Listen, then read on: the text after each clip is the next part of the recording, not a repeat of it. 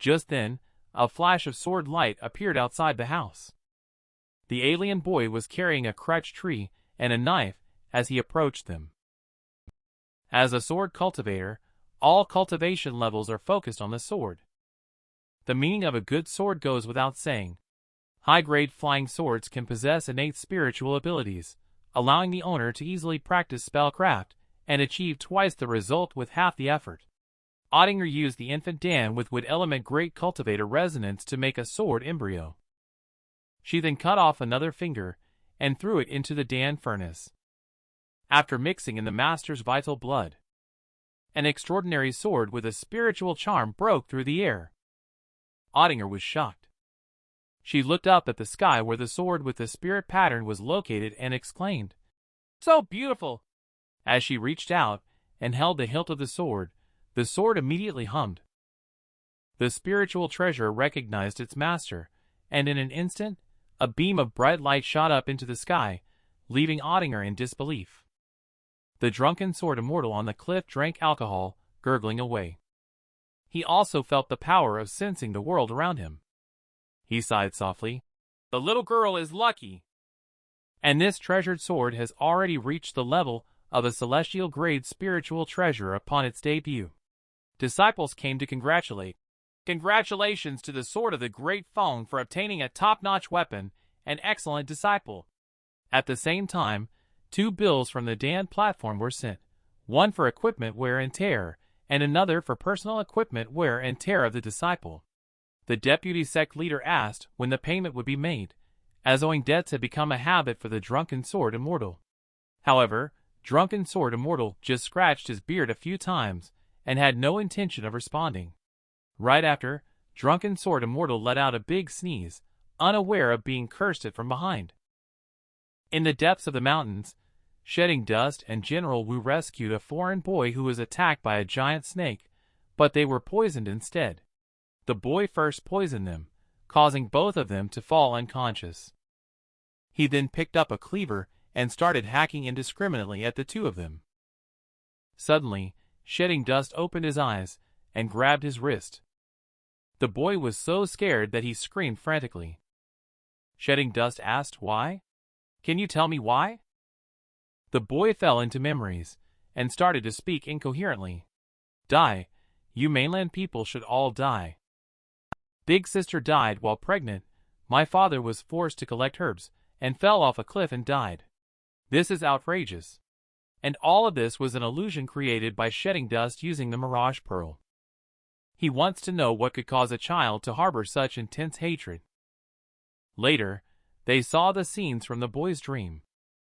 In the scene, the boy's father had just robbed a mainland merchant caravan and even made the tribal chief share the loot. General Wu asked, "Is this the celestial influence on mortals that you mentioned?" Shedding Dust thought maybe it was, but everything they said was true. He did not discover any traces of the cultivator's involvement. General Wu complained, "Humans have always been killing each other. How do you plan to deal with this?" Shedding Dust said, "After the boy wakes up, he will forget about us. If we use the Mirage Pearl to intervene in the dreams of large groups of mortals and change their hostility towards people from the mainland, it might alarm the local cultivators. It's important for us to seek the clouded dream lake first. I will report this matter to Skynet in the hope of getting attention. After all, it seems like just a conflict among mortals." General Wu, on the other hand, does not care about these things. He just wants to finish things quickly and return to Long Palace to report. After all, the mortal realm is too dry for this fish. In the mountains and seas, a stream of light cuts through the waves and pierces the sky. The speed is so fast that the surrounding scenery all turns into blurry shadows. Spiritual sword Skyrending carries Ottinger and flies at an astonishing speed. "Ha ha ha, Skyrending, you are so awesome!" Ottinger excitedly shouts out. She looks into the distance and says to Skyrending, "We are heading down the mountain. Great Chen's capital is experiencing scorching heat." General Yen Li was peering inside while leaning against the wall. Here is Lin Manor, where he is searching for Lady Old Li to choose his betrothed, Lin Jenner. His sneaky behavior has made his subordinates look down on him a bit. Although the imperial decree is urgent, you shouldn't rush into marriage. You shouldn't stoop to the level of peeping over walls to gaze at other people's daughters. Yin Li asked him to shut up. At this moment, a maid came over to inquire. May I ask if the one on the tree is Yin Li, the great General Li? My daughter said it's hot today, so the general should take a break in the pavilion to escape the heat. Yin Li had no choice but to pluck up the courage and go in for a cup of tea. Yin Li felt a little nervous when meeting for the first time. Unexpectedly, Lin Zhen'er directly cut to the chase and asked, How about it? Is the Grand General satisfied with the appearance of your wife, who has not yet entered the door? Upon hearing this, Yin Li spit out the tea that he hadn't swallowed yet, and was choked to cough repeatedly. He wiped his mouth. After calming down, he said that the Lin family girl from the capital was highly praised. There was no need to see her to know that she was excellent. This time, His Majesty urgently summoned me to pacify the southwestern border. I do not know when I will return. Can I return to Yin Li? This life has long been promised to the country. I just wanted to ask the girl if you are willing yourself. This time, Lin Zhen'er no longer had the joking intent in her eyes. She said firmly, Yin Li, you are the beloved one in your fiancé's heart, and also the hero in my eyes, Lin Zhen'er said. Ottinger is nibbling on a watermelon in a big tree at the Lin Manor. Yuchi next to him is playing with Skyrending and asking fifth senior brother, Is this the person we need to protect? I will follow the army to protect the general. You stay behind to protect his family members. Ottinger didn't understand. Aren't we here on Earth to find the evil cultivator? Yuchi explained that many worldly conflicts arise from kings and nobles, and most evil cultivators prefer to target them. We just need to protect ordinary people from evil cultivators and refrain from meddling in their affairs. Understand? Understood. Ottinger has long memorized this cannot get involved in the mortal world, to avoid causing karmic debts and enmities. Last time, wasn't it you who caught me? Yuchi held Skyrending and said to Ottinger, Congratulations, Skyrending is very impressive. Ottinger chuckled inwardly, feeling quite pleased. Later, Yuchi told Ottinger that he would help her pay attention to the materials needed for refining and upgrading the Skyrending technique of Venus Gong metal. This time going to the southwest, maybe they will even run into 4 senior brother. Maybe he already has them on hand. Ottinger is more concerned about where Linlang's senior sister is gone now. Yuchi's expression became serious. Do you know what Skynet is? Ottinger asked. Is it the new one-way formation added to our disciple badge? It allows us to transmit any suspicious sights and sounds back. Yes, not only do most sect disciples in the Kunlun cultivation world possess that formation, but also many freelance cultivators. The myriad cultivators are like countless strands of spider silk, without distinctions of high or low, all converging towards one goal. And presiding over the heart of the web is Linlang's father, Kunlun, the current sect leader and sigil-born immortal sovereign. In order to prevent Celestian from causing harm, the sect leader used the Kunlun mirror to split himself from reality. He is now trapped in a place that even a divine transformation cultivator cannot find, thus forming a complete Skynet. Ottinger still doesn't understand the connection between this and Linlang's senior sister. Yuchi then said that Linlang's senior sister's mother is immortal, which is probably the only weakness of the sect leader. The sect leader has hidden her and Linlang's senior sister in the mortal world. None of us know their whereabouts. I see. Ettinger looked at the blushing Lin Zhen'er and asked, So is she Great General Li's weakness? Yuchi replied, It should be. You must protect her. Looking at Yin Li's face now, it's as red as a monkey's buttocks. Ottinger said thoughtfully, I also have weaknesses. Then she bashfully touched her head. My weaknesses? It seems like everyone is better than me. Shedding dust was invaded by the spiritual sense of the ancient great cultivator resonance when he was 8 years old. a dream of 1,000 years. He found his true self and successfully awakened by relying on his steadfast heart of Tao. At the same time, he also gained the 1,000-year memories of resonance. In order to save his two martial nephews, he made a deal with Long Race Palace Lord to help Long Palace find the ancient fiend beast Shangliu, the devouring serpent of doom from 3,000 years ago. And Shangliu, the devouring serpent of doom's habitat, is the clouded dream lake. Shedding dust brought General Wu from Long Palace to a treacherous place. A group of corpse Yugwai were howling and rushing towards the two of them. General Wu swung his sword, and there was only a swooshing sound.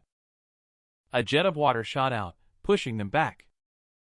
But gradually, the number of corpse Yugwai is increasing, emitting a disgusting stench of decay. General Wu covers his nose and yells loudly. "What the hell is this? Get the heck out of here!" Instantly powerful, oppressive presence. Freeze all the surrounding corpse Yugwai into ice. A group of bird corpses flying overhead again. Shedding Dust offered, "Let me do it." He then displayed the spiritual ability, Universe in the sleeve, with both palms facing each other to create a black hole. At this moment, the bird corpses began to bend down and charge towards the two of them.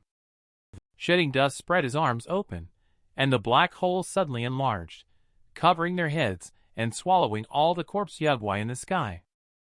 Then Shedding Dust retracted the black hole.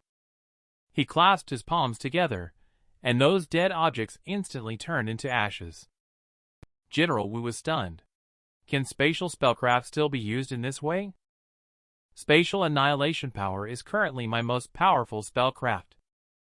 Shedding Dust said to General Wu, "This should be the land of severed spirit, also known as the land of death in the mortal realm. Here, many corpse entities are thriving, suppressed by the miasma law of wood and water, making the fire element highly flammable.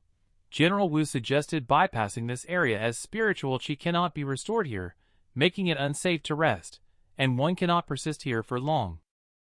Shedding Dust is based on the records of the ancient clouded dream lake where the immortals used to appear, and the analysis of the nearby local chronicles in the mortal realm. The shore of clouded dream lake is a place of death. Perhaps we are getting closer and closer to clouded dream lake." General Wu covered the mouth before the words were finished. Shedding Dust asked him with his spiritual sense what he was doing. General Wu gestured for him not to speak. Shedding Dust was stunned by the scene before him as soon as he looked up. Just saw a huge creature appearing not far away. This thing looks like a giant python, but several times bigger than a giant python. This thing is also a corpse entity, with its rotten body revealing its skeleton. Is that the carcass of Boss Snake? Shedding Dust and General Wu dare not show their presence in person, and can only communicate through spiritual sense. "Oh, there's someone on the snake's head. Can you tell the cultivation level?" "No. What kind of ghostly thing is this?" After the corpse entity moves away, Shedding Dust, the bookworm, starts educating General Wu about the records in ancient books.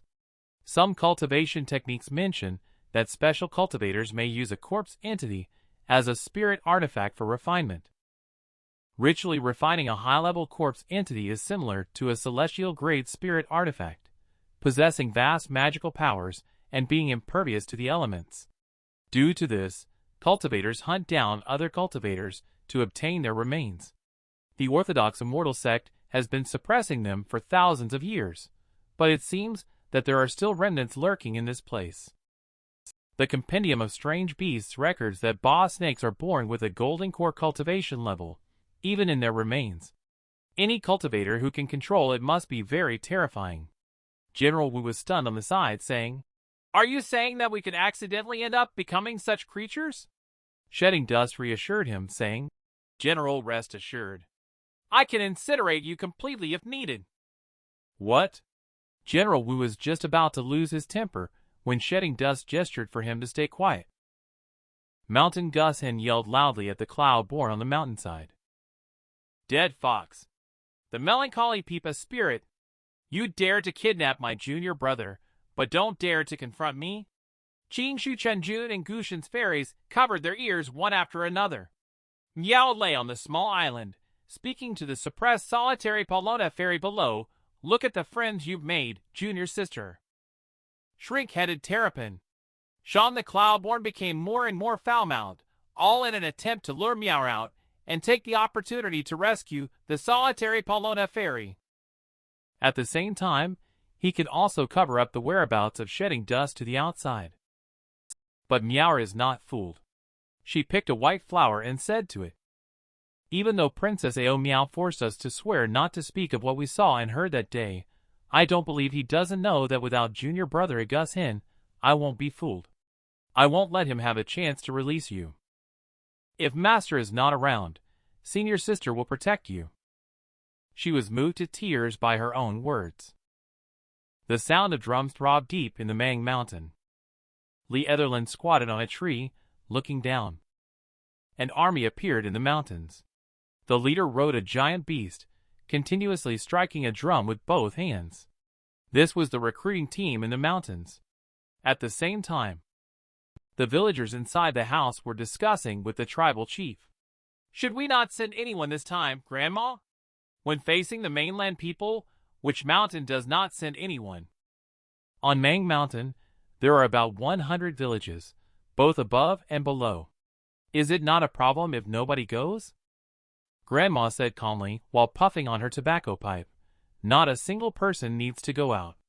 We have already been generous enough by letting them pass through Mang Mountain. Everyone take care of their own tiny tot, and don't join in just for the fun. A villager expressed worries in their heart that we have lost the blessing of Lady Long Grandma and have not befriended those big families. How will we?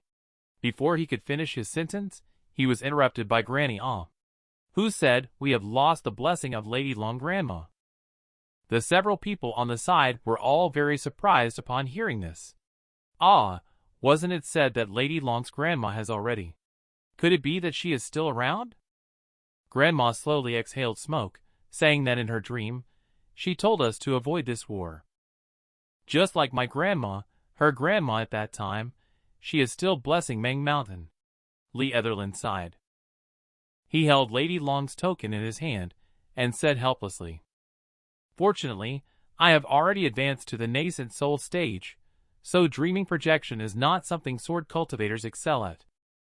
It turns out he disguised himself as Lady Long to project the dream to the old clan leader. Great Shin, the capital city. Lin Jinner sent a pile of delicious fruits to Lady Old Lee. The old lady smiled and said, "It's rare for you to be enjoying these delicious fruits while thinking of this old lady. I just want you to come over and chat with me, that's enough," Lin Jinner said. The old lady said, "You have a wide knowledge and interesting way of speaking. If not afraid of bothering you, I would visit you every day." The old lady was a bit puzzled. "Not afraid of making Ah Yin mad? I've told you about him peeing and playing in the mud. What else do you want to hear?" Lin Jinner blushed. "Not those things. I saw in the newspaper that the situation in the southwest is tense, but it didn't provide details. I would like to hear your opinion." The old lady noticed that Lin Jinner was worried about her fiancé, who was far away on the front lines. She comforted her by saying, "Although Ah Yin seldom talks about the war, he sends a letter home every month to let us know he's safe. Don't worry, he's a good boy. The anxiety about the war is there, but in my opinion, most of it comes from the court." Lin Jinner caught on right away. "Are you referring to the party struggle between the hawks and the doves?" The old lady praised and complimented her. She is indeed a girl from the Grand Secretariat residence. The current Shin Emperor has not mentioned anything about ghosts or spirits since the battle 7 years ago. He has been diligent and conscientious, focusing on state affairs, which has led to a full treasury and a prosperous population in recent years. But the court is divided into two factions, the Hawks and the Doves. The faction led by the heir apparent believes that Great Shin has been suffering from barbarian enemies for a long time, and now is a time of national prosperity and strength. We should take the opportunity to defeat the enemy and ensure everlasting peace along the borders. On the other hand, the faction advocating for peace believes that peace should be prioritized, and utilizing strategies to win without fighting is paramount. Lin Jinner wants to inquire about the opinions of Lady Old Li and General Li. At this moment, Palace Eunuch Huang brought a message from the Emperor, requesting Lady Old Li to come over. Lady Old Li said to Lin Jinner as they walked, "Jinner, the Li family will not have any thoughts. Civil officials die to remonstrate. Military generals die in battle. The Emperor's thoughts are the actions of the Li family. Do you understand?" Lin Jinner suddenly grasped the meaning and said, "I understand." Lady Old Li said joyfully, "The proudest thing in this old lady's life is that all my children are extremely clever." And what the old lady doesn't know is, at this time, his step-granddaughter Ottinger was squatting in a tree listening to their conversation. After listening, Ottinger looked confused. Although she understood every word, she couldn't grasp what they were talking about. Ottinger was originally a princess of the Great Chen dynasty. She was abandoned by her birth mother due to being born with 6 fingers, leading to a life of wandering and uncertainty. By a fortunate coincidence, she eventually entered Kunlun. She was taken in as the 6th disciple by the Kunlun sword of the Great Feng. After she descended the mountain, she went to the mortal world to guard the Great Chen dynasty. What she didn't know is, the Lady Old Li she needed to protect is actually her maternal grandma, who has just received an imperial edict. She is ready to enter the palace to meet the Emperor with Palace Eunuch Huang. Ottinger suddenly saw a familiar person. A one-armed man walked in, greeting the butler familiar to him. This person is Zhang Lu, who helped Ottinger kill Bai Li Ji. I heard that the Lin family's young lady arrived. He immediately had his younger brother bring a few people to closely guard and escort her back. The steward gratefully said, "These years, we have greatly relied on your thoughtfulness." Zhang Lu retorted, "What nonsense! My wretched life is all thanks to your mansion." Seeing an old friend, Ottinger showed a contented smile on her face. A huge creature on the Penglai mountain is moving with thunderous noise. Qingshu and Chunjun were stunned. "Senior sister, what is this?" Crimson was seen holding a small island with one hand, saying to them, "Aren't you collecting ancient books? I came across a small ancient immortal ruin in the East Sea, with a library that has restrictions to prevent violence. I was afraid it would be destroyed, so I brought it back directly." Qingshu didn't know what to say for a moment. "Thank you so much for your hard work, senior sister." Crimson, however, was very carefree. "As long as it's useful, it's fine. I'm going to Ing Province." Qingshu asked, "Are you going to look for Cloud Mist Jr., sister?" "Yes, to repay a debt." Back then, Cloud Mist used primordial essence to heal Crimson's injuries and transformed into spiritual grass. Now Crimson has the power to move mountains and part seas. It's time to repay the debt. However, Qingshu told her that Cloud Mist is no longer in Ing Province. "What?" Crimson widened her eyes in surprise. Qingshu continued, "She went to the Great Mountains in the southwest. Pure Jade Granduncle Master said her opportunities and great calamities are both there." Crimson was even more surprised. "Really? Letting her go alone? Oh no! By herself?" Qingshu added, "And Sky Winter Grandpa, that bird is absolutely worthless." "Stay calm, senior sister. After all, it's at least a 4th-grade bird." Great Chen Palace warmly welcomes Lady Old Li. "It has been a long time since we last met, Lady Old Li. Seeing you in good health puts my mind at ease. You are very courteous. Thank you for your concern, Emperor.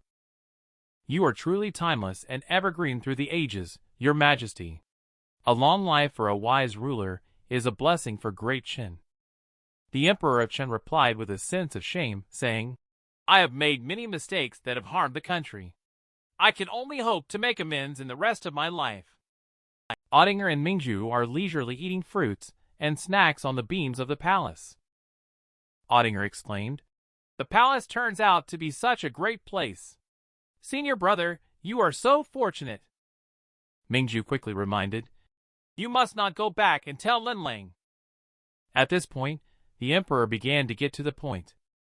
Did General Li encounter any obstacles during the southwest march? Why do you ask, madam? Tell her that Lingnan Circuit submitted a memorial saying that the transportation of grain and grass is difficult. If the war situation worsens, we will have to conscript grain from the people. The memorial was filled with lamentations over the sufferings of the people and complaints about the hardships of war. Its prose was elegantly composed with parallelism and balance, stretching over several thousand words. The old lady nodded and said, "So that's how it is." She then kneeled down to thank the emperor for honoring the virtuous officials throughout the country. Emperor Chen asked in confusion, "What does this mean?" The elderly lady explained that although Yin never mentioned military matters, he often wrote about the scenery of the southwestern region in his family letters. He mentioned, "The southwestern Chen tribes live in mingled settlements, oft beset by discord. Governance there is extremely difficult." Local officials, on the other hand, painstakingly enlightened the barbarians on farming and trade like unraveling hemp fibers. You bestow heavenly grace and enable local autonomy, allowing every household to live in peace over time, with everyone well-fed and clothed. Is this not a natural barrier between my great Qin and the barbarian lands? The Qin emperor smiled satisfactorily and said, "You are indeed sincere. Aren't you afraid that I will truly stop the warfare and end the livelihood of your grandson?" Lady Oldley replied with great poise, "What nonsense is the emperor talking about? There will come such a day, your majesty. Do not doubt him as a rebel." Qin emperor laughed heartily upon hearing this and reassured her, "Relax, it's enough for a weak ruler to reign temporarily." Ottinger on the beam still could not understand what they were talking about. He asked Mingzu's senior brother if he could understand what they were talking about. On the other side, Shedding Dust reported his observations and doubts in the southwestern mountains to Skynet. The southwestern 100,000 mountains truly deserve to be called boundless and primeval, with dense forests, endemic diseases rampant, vast expanses stretching for thousands of miles. No wonder various geographical records fall short and are accurate only to about 1/10. It is indeed a place beyond one's reach. Ordinary people live scattered in the southeastern border of this area. They mostly worship deities and ancestors from generation to generation based on their Gu cultivation level. Cultivators are more deeply involved in the mortal realm. One point that concerns the minor Dao is that the mountain people have a deep-seated animosity towards the mainland people. Even children hate that they cannot crush the mainlanders to dust. They have not yet found any traces of cultivators intervening. Provoking mortals to fight each other is what the Celestians want. Immortal sovereigns should take note of this and be mentioned here. The second point that concerns minor Dao is that they only encountered a few cultivators from the southwest mountains on this trip. Is it too suspicious? Although most of the mountain gates of Gu refining are in the deep mountains, minor Dao deliberately avoided them on this trip, but this is also very unusual. The day before, I discovered a site of Gu altar here. From the degree of vegetation and building damage, it seems that it has been abandoned for only a few decades. The spiritual qi is abundant, with no trace of disaster. The cultivators who left this place did so calmly. It is unknown where they went or if it is related to the scarcity of cultivators in this area. Minor Dao hurried on this journey, unable to delve deep into the matter, so I can only report what I have seen and puzzled over to the immortal sovereign. And ahead, Minor Dao will enter a desperate situation, unsure when he will be able to get out. If unable to contact for a long time, please report to Immortal Sovereign at Pumlai, worries about trivial matters. Immortal Sovereign toils away, as the reflection of the artifact in the bronze mirror fades away. Sigil-born Immortal Sovereign speaks to Sean the Cloud-born in the shadow of the curtain, saying, "This is the most recent piece. Your junior brother reported back months ago that the death ground cannot be replenished with spiritual qi. It is common for people to cut off the supply of spirit artifact spiritual qi, let alone you personally guarding a soul lamp. You should be reassured," Sean the Cloudborn said. That kid is cautious by nature. I'm not worried. It's just that I need to seclude myself to break through the middle soul separation stage. I hope Immortal Sovereign can take care of things for me. Sigil-born Immortal Sovereign, nitpicking here and there. You guys really don't treat me as an outsider. Shang the Cloudborn then replied with a smile. Master, dare to leave us behind to die. Isn't that not treating you as an outsider? The speed at which he advanced also surprised Sigil-born. How long did it take you to advance to soul separation? Everyone is being chased by celestial tribulation, but you are actually chasing after celestial tribulation. Are you so confident? Shang the Cloudborn replied. Not really. Since Shifu said the answer is in the sky, I will search in the sky. Sigil-born looks at Shang the Cloudborn with a firm and fearless gaze. He stood frozen in place. After a moment of silence, he praised. Very well. Leave the trouble on the ground to us useless old fellows. Meanwhile, the situation on the southwestern front. Yanli and the Great Mountain have reached a ceasefire and reconciliation. The mountain people gratefully said to Yanli, You could have taken advantage of us when we were sick, but you saved us instead. You are our benefactor. The Great Mountain doesn't harm benefactors. Please accept our gratitude gift. The chief promises that as long as you are here, we won't come to the mainland. Yanli also saluted them with a hand on his chest. These are gifts prepared for the warriors of the Great Mountain. Our emperor is willing to make a promise. If you keep your promise, we will never set foot on the Great Mountain. The Great Mountain is the first tribe to show goodwill towards Yanli. This is thanks to the prescription that Cloud Mist gave them. This prescription not only cured the soldiers and civilians of the whole city, but also subdued the barbarians. And Yanli is under pressure to give the medicine. He believes that with the first one, more tribes will come to seek peace and medical help. In this way, he can strive to end the war before summer and pacify the border issues. At the same time, Cloud Mist is angrily muttering in the dark. What plague? It's clearly caused by the goo insects. Those goo cultivators are too evil. If it weren't for me passing by. The cultivators from Kunlun are really useless. Achoo! Being inexplicably framed by Yanli's Yuchi, I sneezed. However, Sky Winter Grandpa Cloud Mist seems puzzled. Why does Sigil-born Immortal Sovereign ask me to only treat those from the Great Qin dynasty? Of course, it is to help them reconcile. The old Golden Hawk has seen through everything and praised it. Wow, truly worthy of being the most compassionate Immortal Sovereign.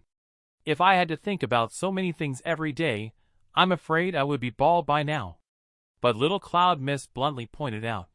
But you don't think about anything every day, and you are still losing hair. Golden Hawk immediately became anxious after hearing that. Nonsense. I am the most handsome man in Ing Province, with a glorious beard. Cloud Mist suggested he be more cautious to avoid attracting poisonous fiend beasts. Golden Hawk angrily retorted, Do you think Golden Hawk is a pushover? 7 years ago, corrupt officials were in power in Great Qin, causing government affairs to be neglected. That led to the invasion by the D barbarians. The capital city was turned into ashes. Fortunately, Ottinga used the power of a cultivator to strike and repel the enemy, preserving the foundation of the Great Qin dynasty. Since then, the Qin Emperor has turned over a new leaf, diligently attending to state affairs with a conscientious and dedicated attitude. The current Great Qin has a full national treasury and a prosperous population. Autumn fades and winter arrives. In the blink of an eye, the imperial capital has turned into a snowy land. The fragrance of plum blossom spreads in the cold air. Lin Jinner picked a branch and took a deep breath. She only felt the faint and refreshing fragrance penetrate her heart and lungs. She brought this branch of flowers to Li Manor and placed it in a vase, which was praised by Lady Old Li. This white plum with green calyx is truly rare and elegant. It is better than any incense. Lin Jinner got interested all of a sudden. Really? Then I will come to pick them every day. The old lady smiled and said, "Can you spare your gardener? Oh, your little hand is freezing cold. Come here and warm it up." At this time, Ottinger, who is responsible for protecting the two people, is squatting on the roof eating sweet potatoes. Two little birds flew to her head to keep warm. Lin Jinner and the old lady chatted while baking pastries. She mentioned that the emperor had led all the officials to worship at the imperial ancestral temple these days, causing the capital to feel quite deserted. They should be returning to the capital soon. The elderly lady also remarked, "Indeed, the new year is approaching, and preparations must be made." The gossip-loving Lin Jinner asked, "I heard that this time the heir apparent has already caught the emperor's attention for the main offering ceremony." Lady Oldley disagreed. "The emperor is still in his prime. It's too early to speculate on which imperial prince will inherit the throne. The heir apparent is impulsive." "I think the emperor intends to temper the heir apparent for a few years." Lin Jinner asked again. "Madam, there are rumors that the emperor consumed an immortal peach that can extend his life for a full sexagenary cycle. Is it true?" Madam nodded. "The imperial physician said the emperor is healthy. Living past the expected lifespan will not be a problem." Unexpectedly, Lin Jinner burst out laughing after hearing this. She playfully said, "Doesn't that mean the heir apparent will have to live to a ripe old age?" The old lady looked at her displeased. "Did you really have to say that?" Lin Jinner coquettishly replied, "But we are currently in your presence, aren't we?" The old lady sighed and said, This child, I never noticed before that you are so mischievous." Lin Jinner quickly changed the subject. "Old lady, try this honey-dipped pastry." As she spoke, she stuffed a piece of the pastry into the old lady's mouth. While the grandfather and granddaughter were still bantering on the other side, a dramatic change was brewing. Outside the ancestral temple, blood stained the white snow. The palace eunuch guarding the temple lay in a pool of blood. Looking inside the room, it was also in a mess. The overturned wine glass on the ground, the heir apparent looked crazy, muttering, "But I don't want to be the heir apparent until old age." On the roof protecting Qin Emperor, Mingzhu was about to make a move, but was stopped by a person in white clothes with white hair, wearing a pink fox mask, leisurely saying, Hey, what do you want to do? You wouldn't want to interfere with the normal change of dynasties among ordinary people, would you?" Mingzhu had no choice but to give up. The next second, Qin Emperor collapsed on the ground with blood flowing from his 7 orifices. The old heir apparent slowly closed his eyes and said, "May the emperor rest in peace."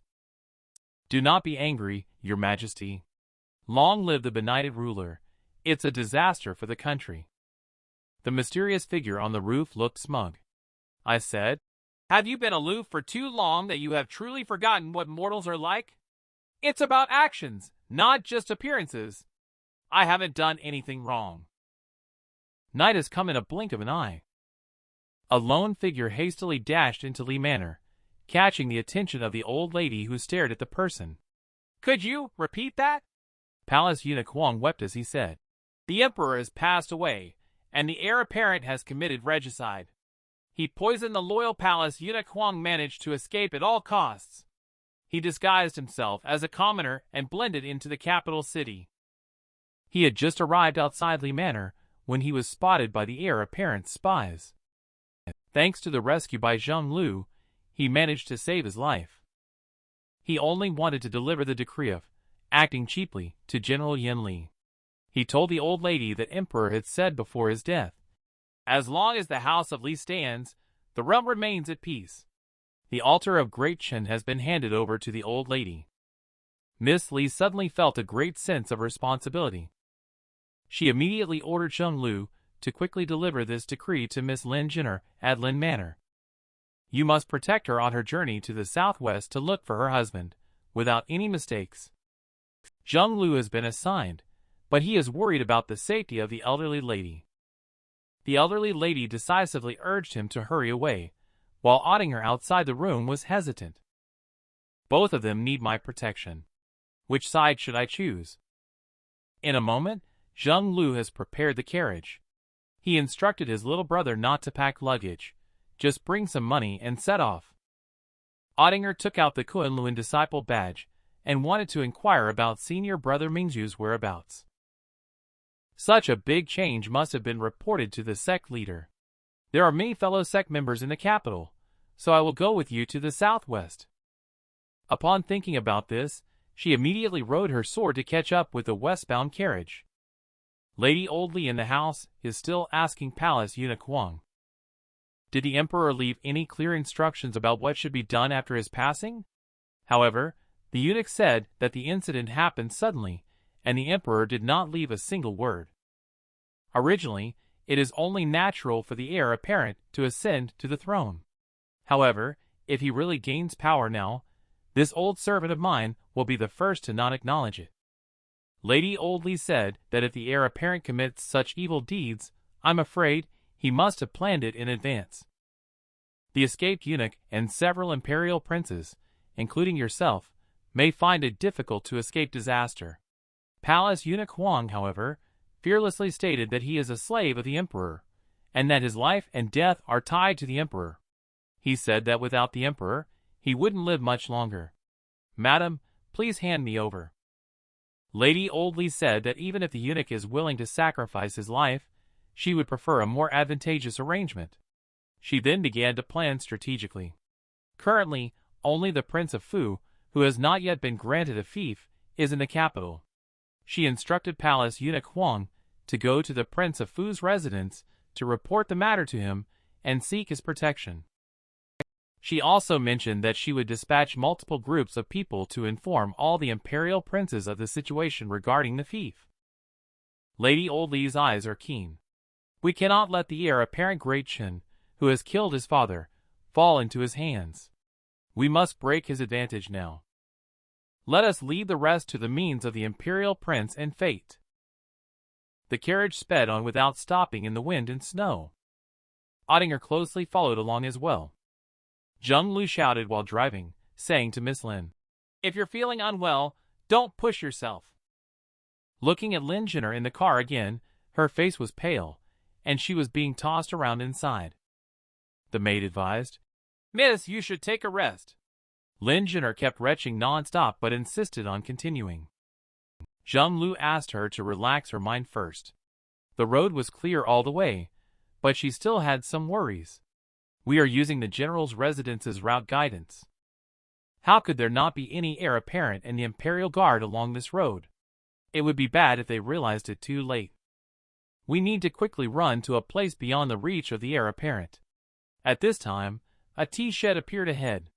Zheng Lu suggested that we rest and sing first. Ottinger sensed a dangerous atmosphere. She wondered what she should do if there were pursuers. If it's not a cultivator, can she take action? Would that be considered interfering with the changing of a mortal dynasty? Upon second thought, it's best not to ask for now. Asking would be knowingly committing an offense. The Emperor ate the immortal peaches given by the immortal. He can live to be 100 years old. The son watched himself become heir apparent, but couldn't wait to reach old age. He planned to kill his father and seize power.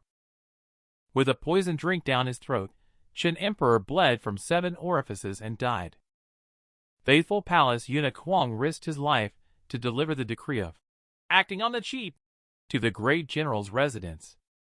Lady Oldley immediately ordered the knight Zheng Lu to take Miss Lin to the southwest to search for her husband. She asked him to deliver the decree to the Grand General Yen Li. Zheng Lu and his party rode non-stop to hurry forward. When everyone ran until they were tired and the horses were weary, they finally saw an inn. After asking, the shopkeeper said they had hot meals available. They ordered 2 bowls of plain noodles and 4 baskets of large meat buns. The small remote shop was inevitably crude. Zheng Lu picked up a cloth and wanted to wipe the table again. The younger brother told him not to be busy. "Let us do it." Lin Jinner's maid also disapproved and said, "Miss, how can this tea be drinkable?" Miss Lin, however, was not bothered by it. Being away from home, she just made do with it. Zheng Lu noticed that Miss Lin was feeling a bit cold and asked the shopkeeper to add another basin of charcoal fire. Just then, a scruffy-looking little boy walked up to Lin Jenner. He pitifully said to her, "Sister, sister, please give me something to eat." The shopkeeper saw it and grabbed him fiercely, saying sternly, "I kindly spared you, but you ran to the front to ruin my business." Kind Miss Lin stopped the shopkeeper from making things difficult for him, and she even wanted to give him her own bowl of noodles. Just then, several masked men descended from above in a flash. Between lightning and fire, Zheng Lu swiftly moved and flipped under the table to block the attacks. At the same time, 2 long knives came down directly, splitting the table into 3 pieces. The shopkeeper was frightened silly, but the kid was still picking up the fallen buns. Zheng Lu shouted loudly, "Take Miss Lin and go first." Then he single-handedly held back several men in black. The younger brothers protected Miss Lin and the maid as they withdrew. Ottinger was unable to help, and could only crouch on the roof to watch the battle. She secretly thought in her heart, Uncle's skills are not bad, he can be considered an ordinary master among mortals. At this moment, a voice came from behind. "Chen Otting, Daoist friend Ottinger." Her heart tightened. She turned around to see a person standing in the snowy field in the distance. Upon closer inspection, her pupils suddenly contracted. The person was none other than the mastermind who had caused her serious injuries and made her unconscious for 3 years. The person was also stunned. Then she coldly chuckled. "Oh, have you learned your lesson?" Ottinger thought to herself, "Sure enough, if I had agreed just now, she would have fallen into the path of this cultivator again." Before going down the mountain, Drunken Sword Immortal had warned Ottinger.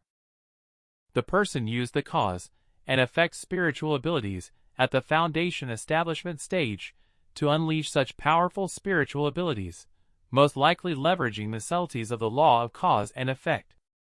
Attinger then asked how to deal with it. Drunken Sword Immortal said that calling your name is to see if you respond.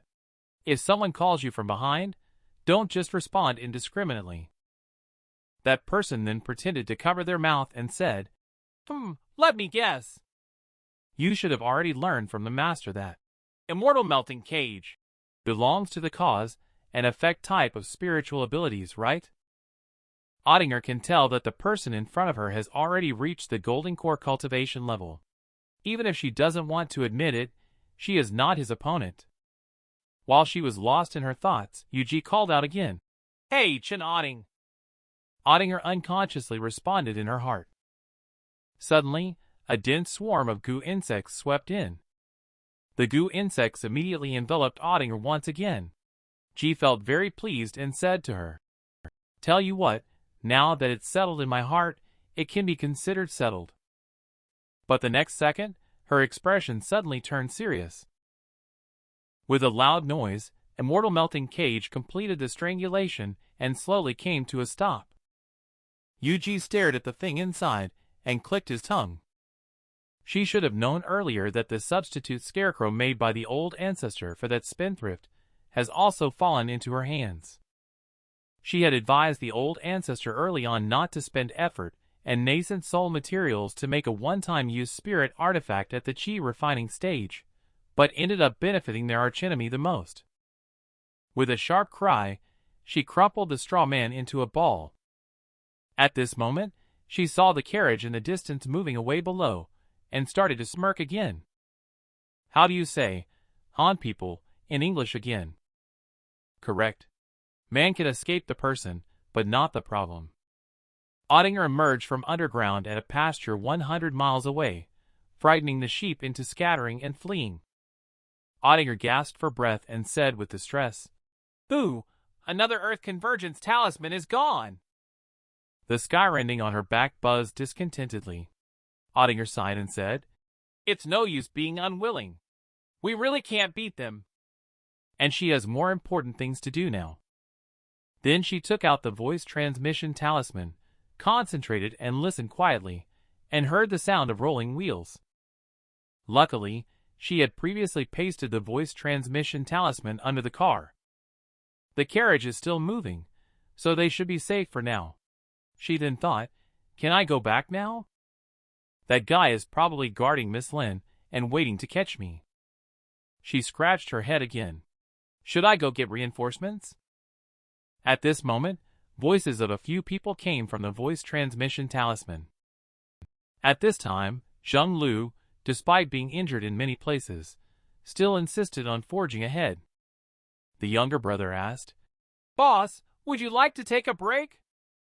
Lin Jin'er also asked to stop the car, and went up to snatch the reins.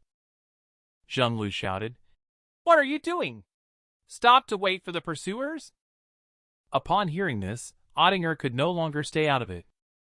She gritted her teeth and said to the flying sword, "Skyrending, let's go back." Meanwhile, Mingzhu is reporting to the sect leader. The cultivator with the fox mask, who goes by the name Verdant Hill Kong Konger, claimed that she was just kindly reminding the disciple of his foolishness. The disciple reviewed the matter repeatedly, and indeed did not find any evidence of the cultivator's involvement. Therefore, the disciple had no choice but to hastily report this matter and ask the sect leader to make a decision. Heir apparent has already taken control of the civil and military officials who accompanied the emperor to the ancestral temple.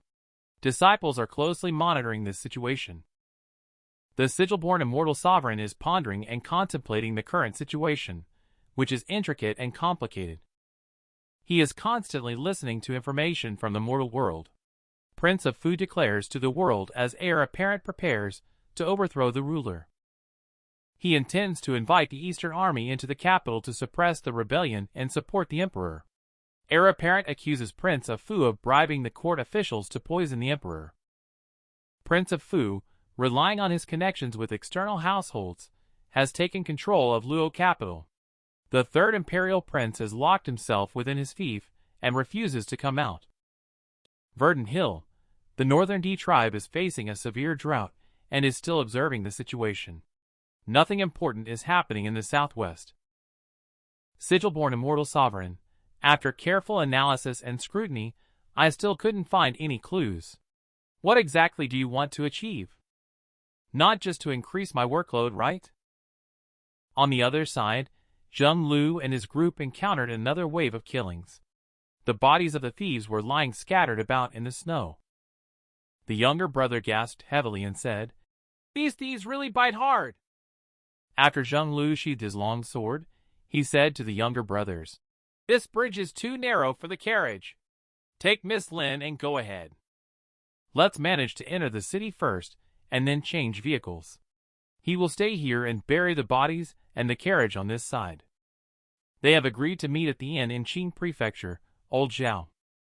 The younger brother is worried that the pursuers will catch up soon and urges him to hurry.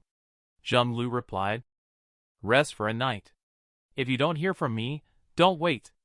I can catch up with you on my own as I walk faster." Lin Jin'er was also very worried after hearing this. Lord Zheng Lu is already inconvenient. Can he be left alone? The younger brother was unwilling to hear this. "Miss, those words should not be spoken. The boss is more capable than ordinary people." Miss Lin also felt that she had spoken out of turn and quickly said. But as soon as he turned his head, the younger brother screamed, "Boss?" Lin Jin'er was also stunned when she turned her head. Before his eyes was a sea of fire. The younger brother hoarsely shouted, "Boss, what are you doing?" Disciples of the Kunlun sect must not be contaminated by the mundane world. Nor should they provoke karmic debts arising from enmity and affection. Ottinger, the mortal protected on orders, was chased by thieves. She was unable to use the power of a cultivator to assist. Even worse, she herself was being relentlessly pursued by her archenemy. She watched as the fate of the person she needed to protect hung in the balance. Old friend Zheng Lu also suffered serious injuries. Fleeing Ottinger gritted his teeth and decided to return. At this moment, Zheng Lu set fire to the bridge to cover the retreat of the others. He intends to hold off the pursuers with only one arm each. The younger brother on the opposite bank shouted hoarsely, "Big brother, what are you doing?" In the blink of an eye, the bridge was ablaze. Zheng Lu shouted loudly at the crowd on the opposite side of the bridge, "Get out! All of you, Just get the hell out of here. Lin Jinor hurriedly asked them to go put out the fire. The younger brother, upon seeing the situation, decided to prioritize the overall situation and tearfully said to Miss Lin that he had offended her. After saying that, the younger brothers picked up Lin Jinor and put her on the horse's back. They spurred the horse and galloped away quickly. Lin Jinor was still weakly shouting, "Wait! You can't leave Grandpa Zhonglu behind!" Zhonglu heaved a sigh as he watched the crowd leave. "I didn't want to either," he muttered. "These bastards are truly shameless."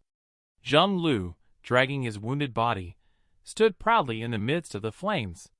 In the distance, several figures could be vaguely seen slowly approaching him. He gripped the handle of his knife as the long blade was unsheathed. He waited quietly for them. The leader in black spoke first. "May I ask if you are Zhonglu, also known as Golden Blade, the Justice Seeker?" In the martial world, everyone respects you for sacrificing an arm during the siege of the Northern D tribe. I also respectfully call you Sir Lu. Please don't make things difficult for us money managers. Zhonglu acted decisively without fear. No need to be polite. I can also hold my own against the enemy with this arm. Hero? That's too much. But a good man? That I am. He looked at them with a cold, stern gaze after he finished speaking.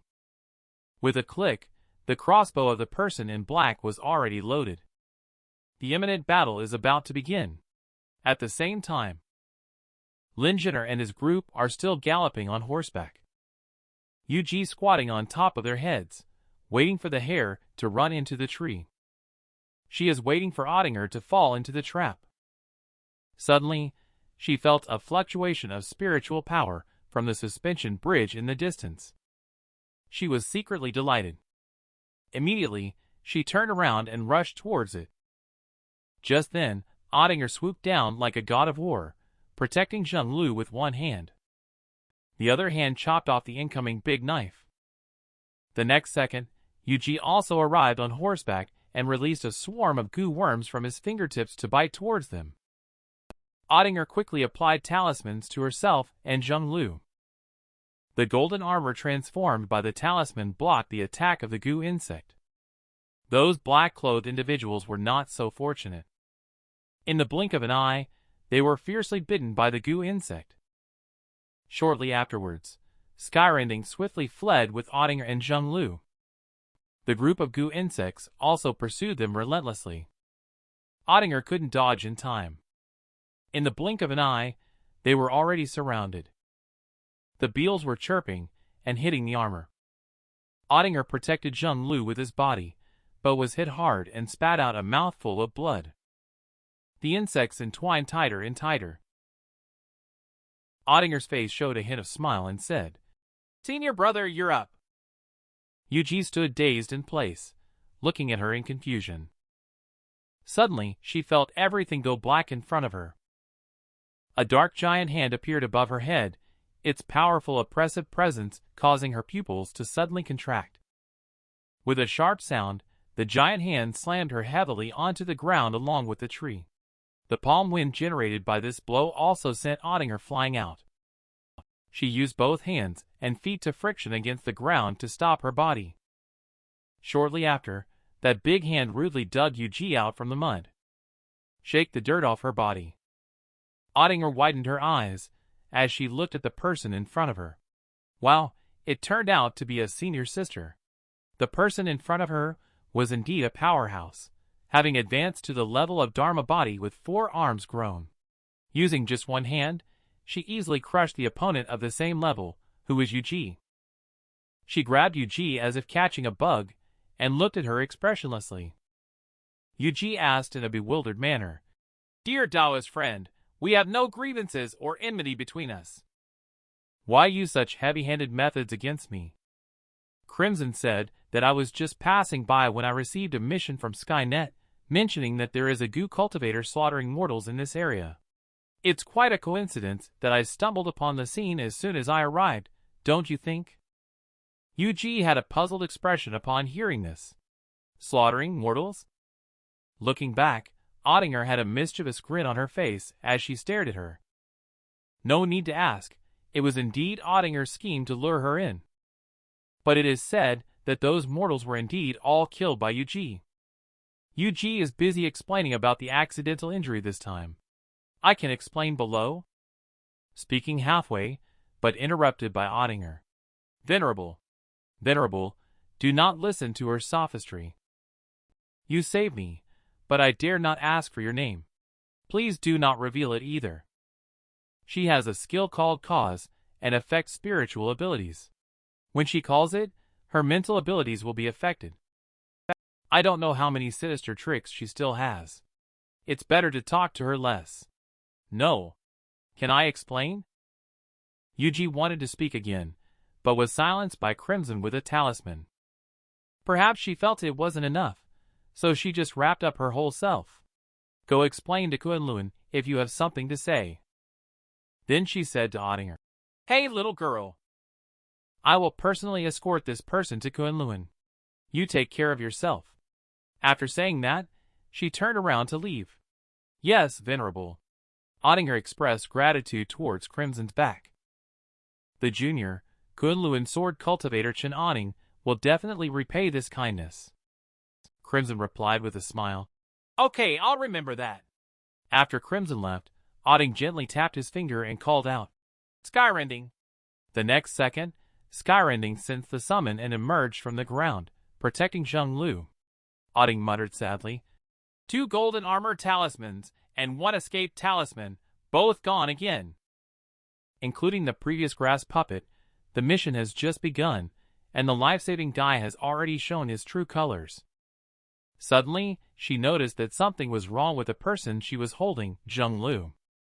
She looked down and saw that her hands were already covered in blood. She quickly turned Zheng Lu over. Just then, a crossbow bolt was deeply embedded in Zheng Lu's chest. Uncle?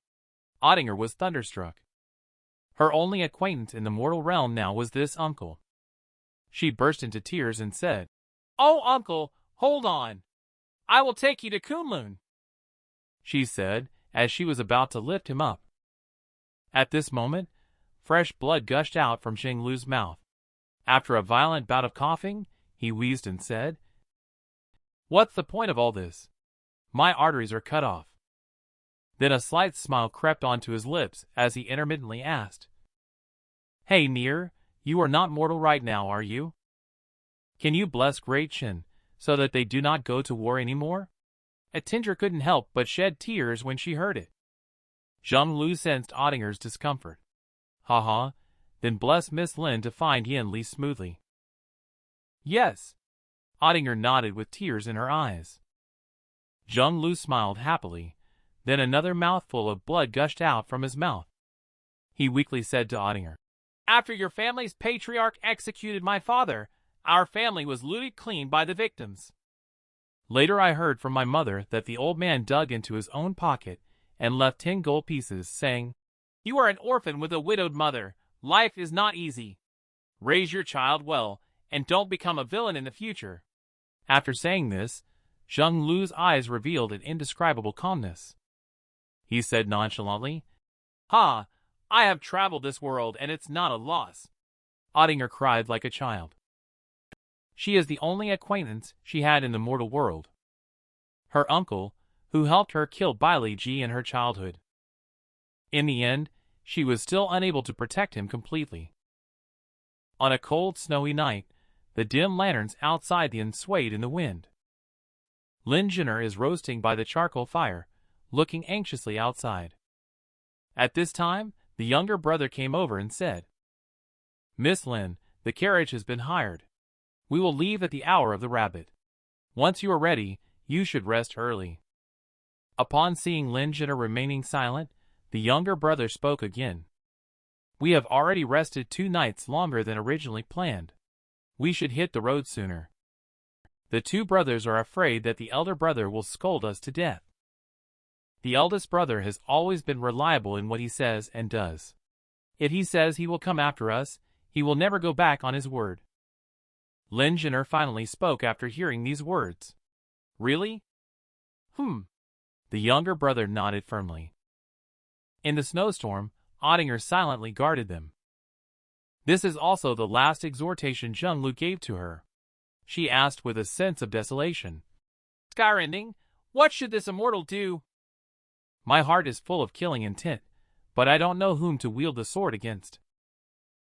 Shedding Dust was invaded by the spiritual sense of the ancient great cultivator resonance when he was 8 years old. A dream lasting 1,000 years.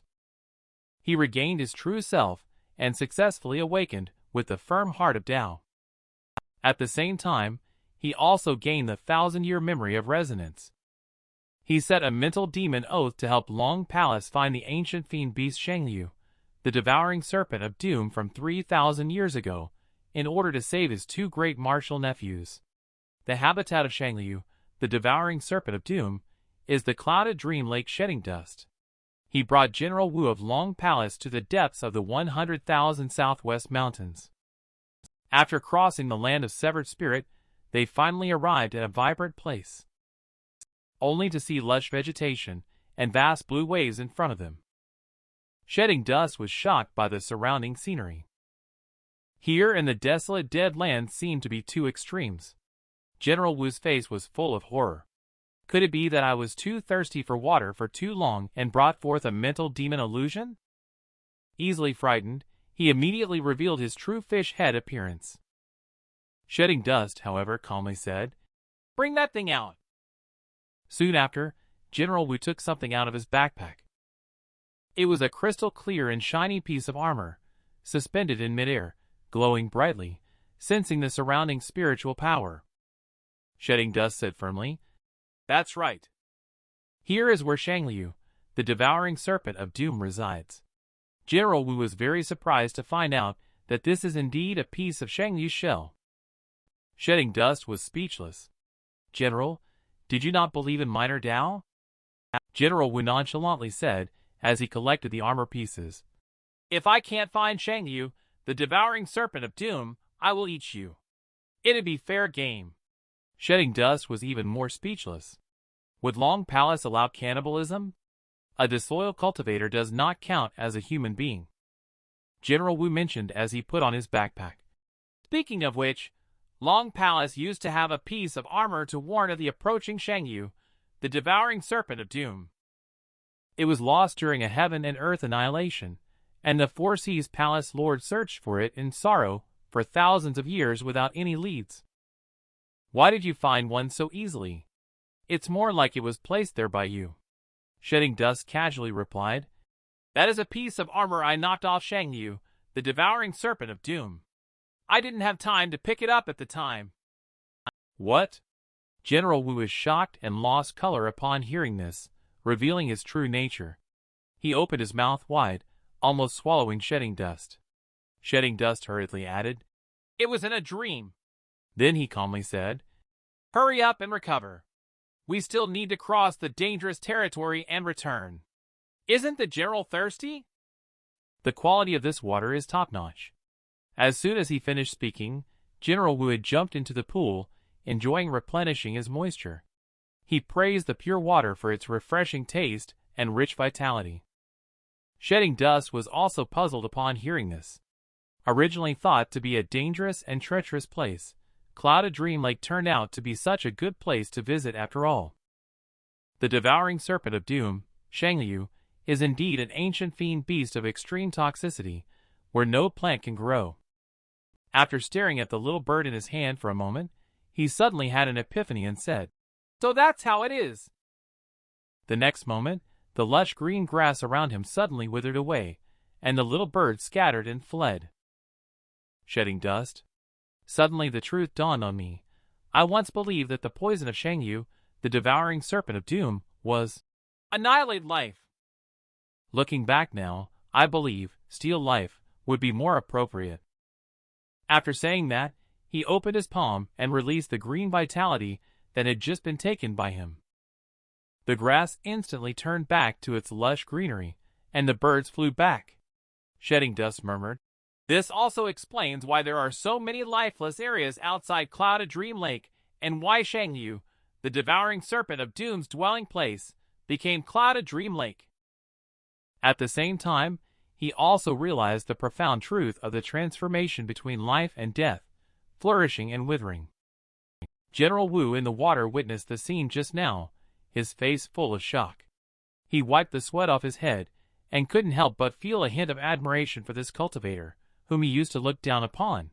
He sighed and said, "I finally understand. Why would the palace lord give up his innate dragon-long talent and spiritual abilities just to learn the step-by-step cultivation of a human cultivator?" Shedding Dust curiously asked how General Wu meant by that. General Wu, as he absorbed the spiritual qi in the water, explained slowly that the palace lord, as a pure-blooded descendant of the true dragon-long lineage, she awakened several spiritual abilities related to thunder and water since birth, making her stand out among the long race across the 4 seas. As she grew older, she became more distressed. She said that the power of bloodline is both a blessing and a shackle. Princess Ao Miao told her that these spiritual abilities and Taoist spells are innate talents, which she has never learned or understood deeply. We, as the most powerful beings in the world, cannot comprehend the world. If I want to try a different path from what is predetermined, this powerful body of Long is a cage. Then she really found a way, sealed her Dharma body, and started Tao cultivation from scratch like you. Hearing this, I can't help but admire the admirable character of Venerable Ao Miao. General Wu, however, disagreed and said, "Anyway, I can't really relate. I was originally a wuji fish in a cold pool. It was only after mistakenly ingesting the rune pearl that my spiritual intelligence awakened. If I were born as a dragon, why bother cultivating a Tao that cannot ascend? Why not just enjoy a peaceful life for tens of thousands of years? The only formidable enemy we have is the rare Shangliu, the devouring serpent of doom, who may not even be able to find our palace lord. It's great that she came looking for General Wu. She leisurely eats small fish while asking, 'Hey, should we bring palace lord back with us? Would that dissolve your mental demon oath?' Shedding Dust sighed and said, 'It should.' With the mental demon oath in place, our cultivation progress has slowed down significantly." Upon hearing this, General Wu became displeased, saying, "I can't stand it when fiends who can break through even in the land of severed spirit talk like that." Shedding Dust replied nonchalantly, "But just the middle golden core stage. Now the cultivation level is still too low." At the same time, sleeping on the southwest side of Great Shin, the Deputy General reported to Yan Li that all the generals have taken their respective positions. The command from the general can be carried out immediately. Yan Li urged everyone not to be careless. These are treasures and exotic beasts and rare birds offered by dozens of tribes to the emperor. Significant in meaning, the journey is long. Don't let anyone with ill intentions tamper with it. Encountering those who demand bribes at the checkpoint, don't confront them directly. Keep a record of it, and we'll settle the score later," the Deputy General said. "General, rest assured. Among your brothers following you, who can't adapt as needed." Yan Li detected the sarcasm in his words and cursed. "You brat." He hadn't finished speaking when a young general arrived to report. General the Great Mountain came to ask for reinforcements. It turns out General the Great Mountain's mountain is surrounded by a large number of poisonous snakes and insects, which have surrounded the fortress. These poisonous creatures are large and numerous. The chief could only send out the strongest warriors to break through and seek help from Yan Li. Yan Li immediately agreed to lend them the giant crossbow, but the deputy leader had doubts. "Shouldn't we send scouts to investigate first, General? Lending the ballista to the barbarians. Are you trying to repeat the mistake that angered the ministers last time?" Yan Li reassured them and decided to personally bring the giant ballista rockets to assist the Great Mountain. The vast mountains in the southwest are full of ravines and valleys, where demonic beasts roam. Mortals have relied on the protection of Gu cultivators for generations to thrive. However, with the infiltration of Celestians, strange occurrences have been frequent in the mountains. The Great Mountain is surrounded by huge poisonous creatures and has no choice but to seek help from Yan Li. Yan Li strives to make peace among the mountain residents and end the conflict as soon as possible. He personally brought giant crossbows and rockets to assist the Great Mountain. In the military camp, the deputy general and the Grand Minister were barbecuing and chatting. The Grand Minister said to the Deputy General. "This is like spending a fortune to buy a horse's bone. This time he is supporting the Great Mountain. He also aims to let the people of the 10,000 mountains see the military power and goodwill of our army. The Deputy General, however, feels that this is still too risky. What should we do if it's a trap set by those savages?" Just then, as they were speaking, a soldier walked in and reported that there is a woman outside the camp seeking an audience with the general. She claimed to be the general's fiancée. Fiancée? Everyone was shocked to hear this. The Grand Minister hurriedly went to meet her. The sudden arrival of the young lady caught them off guard, as the camp did not have proper accommodation for family members, and the barracks were simple and inadequate for the young lady. Lingener couldn't help but ask, "Where is the general now?" She saw the Grand Minister hesitating and stammering a bit. Lingener hurriedly explained, "It's not that I have behaved improperly. There is indeed an important matter to report to the Grand General, mister. If you don't believe me, just see the Grand General once, and you will know that in such a large military camp, why would I, a young lady, be a concern?" The Grand Minister, feeling somewhat embarrassed, said, "Miss, please don't be upset. The Grand General is truly not in the camp at the moment. What do you have to say? I can have a messenger deliver your message to him." Upon hearing this, Lingener said, "Then please have the messenger take me to see the Grand General." She then bent down in a bow and said, "Thank you so much, old mister. This young lady is infinitely grateful." The Grand Minister quickly returned the gesture and said, "Oh, please, please. General is indeed away fighting on the front lines. The military situation is urgent and the road is rugged.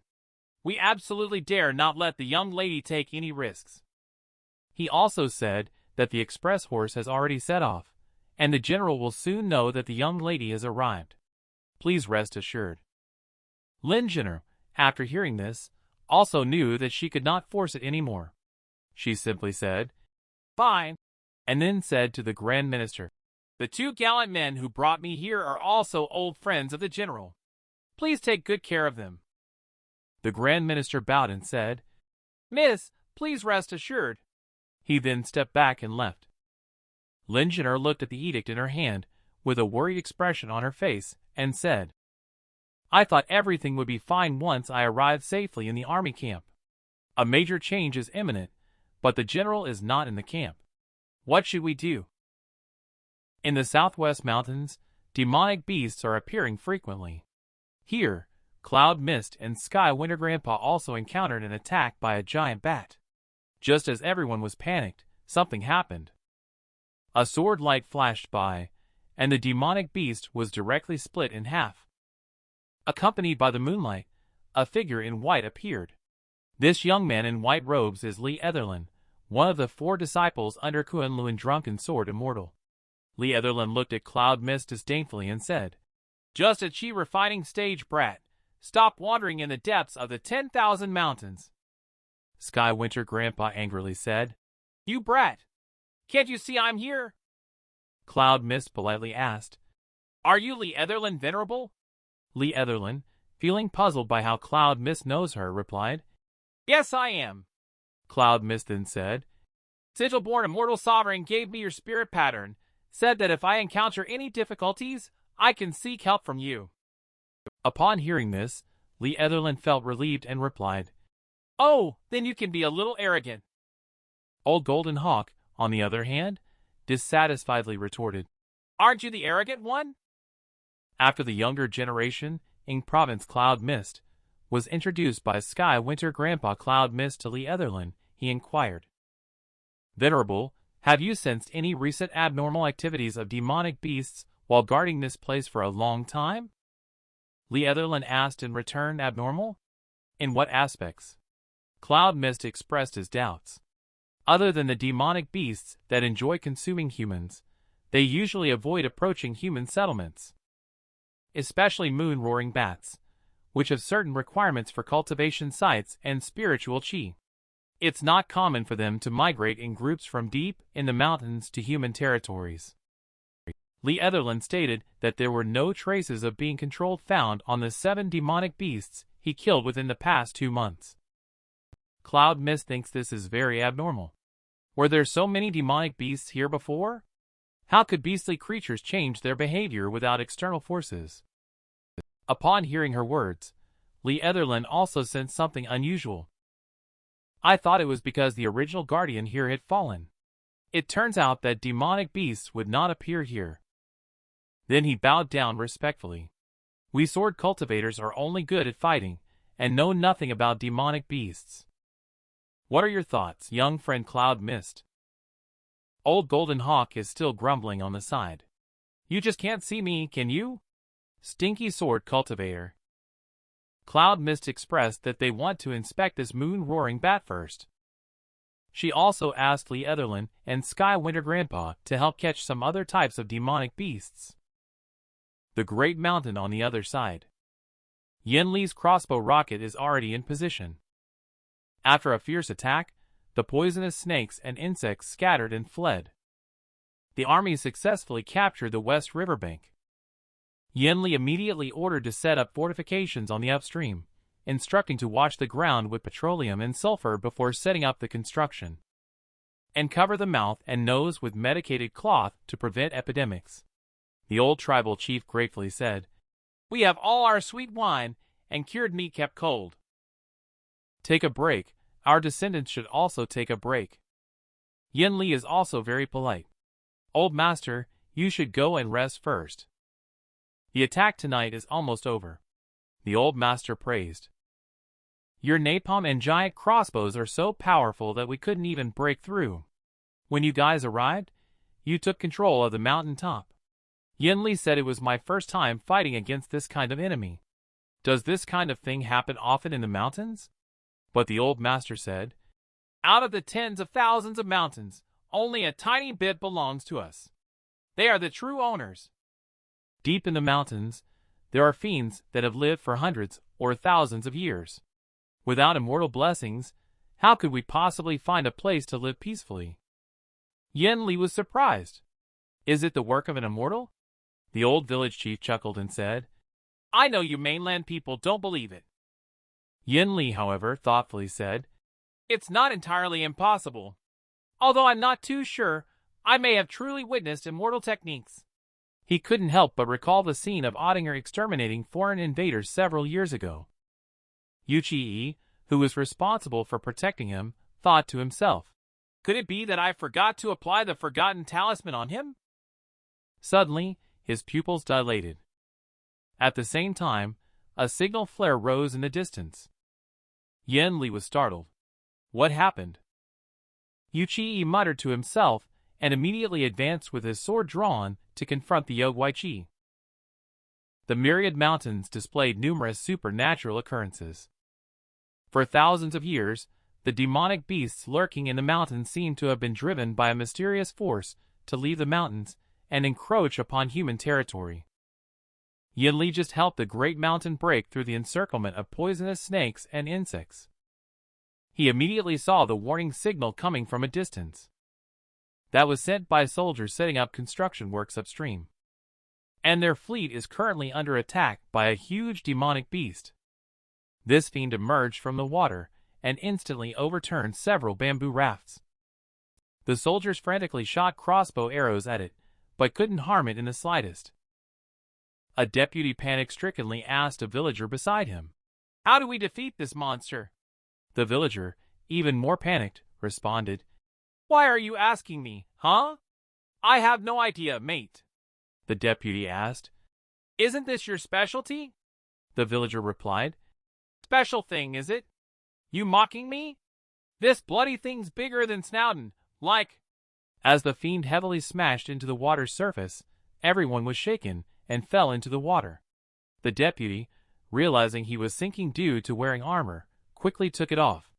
The villager hurried over to help. The next second, both of them stood frozen in shock. Fiend had silently arrived in front of the two in the next moment, locking eyes with them.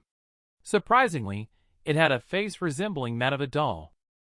It can also emit a cry similar to a baby's wail. Yen Li, who was on his way, also heard the crying. Where is the baby crying from? The horse, upon hearing this sound, was also frightened and whinnied incessantly in place. Yen Li urged the old village chief to hurry, but the old village chief said, "Go back. Tell all the kids to go back.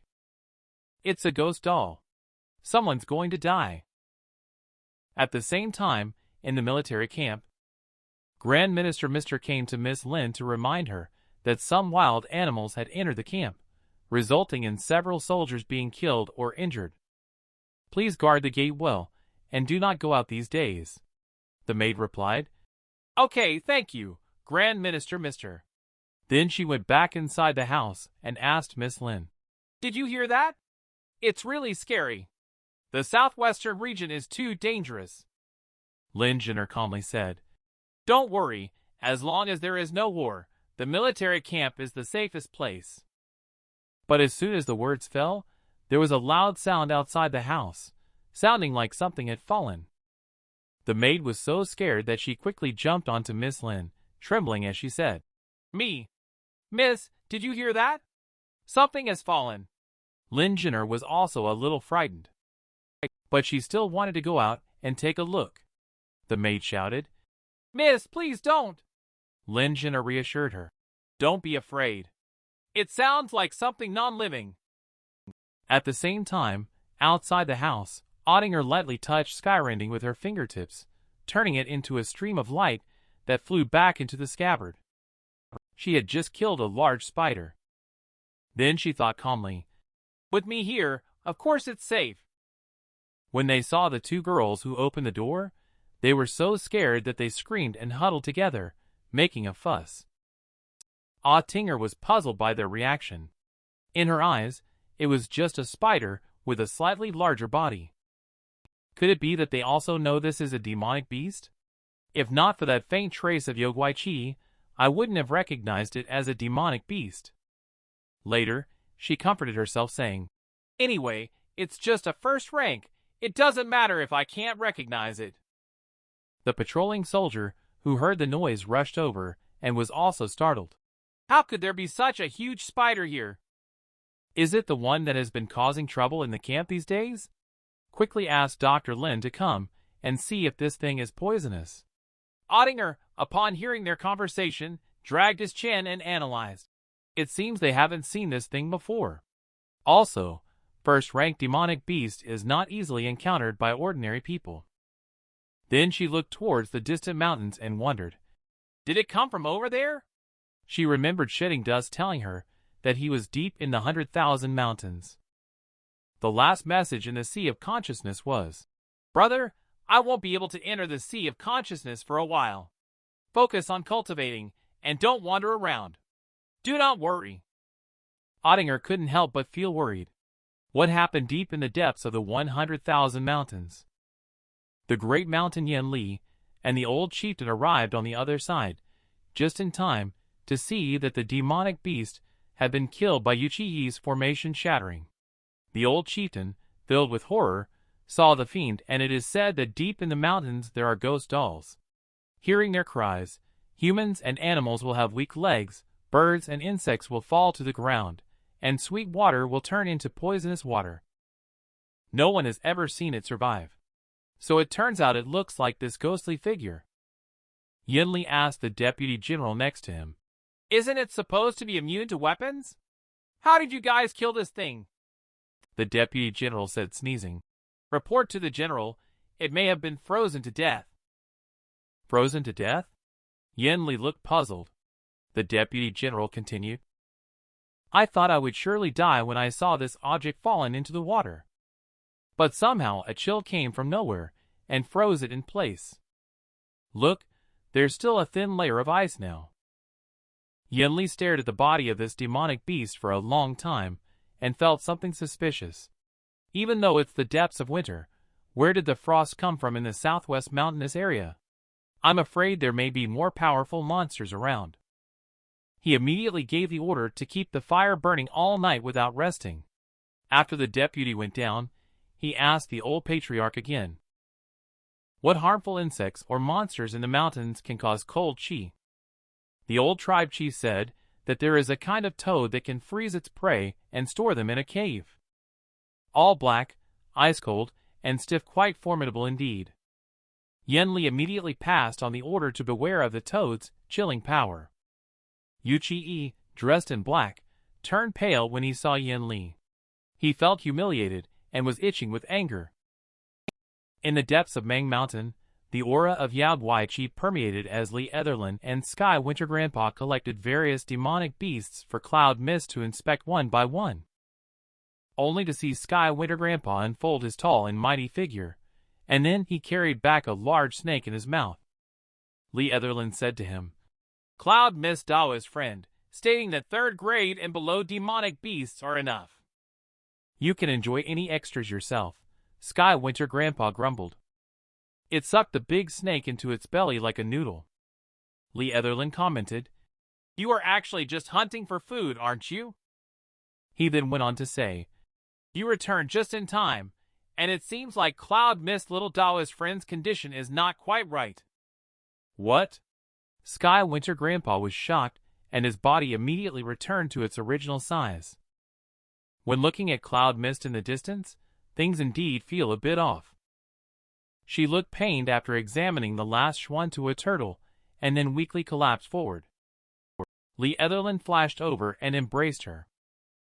Sky Winter's grandpa also flew over nervously and shouted, "Cloud Mist, what are you doing? You dared to use 3rd grade demonic beast soul search. Do you still remember that you are a chi refining stage cultivator?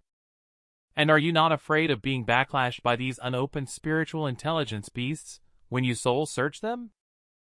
If the sea of consciousness gets infected with madness, it will be quite a challenge for you." Li Etherlin picked up Cloud Mist and flew into the air to avoid the intrusion of those demonic beasts' divine souls. Cloud Mist gradually woke up.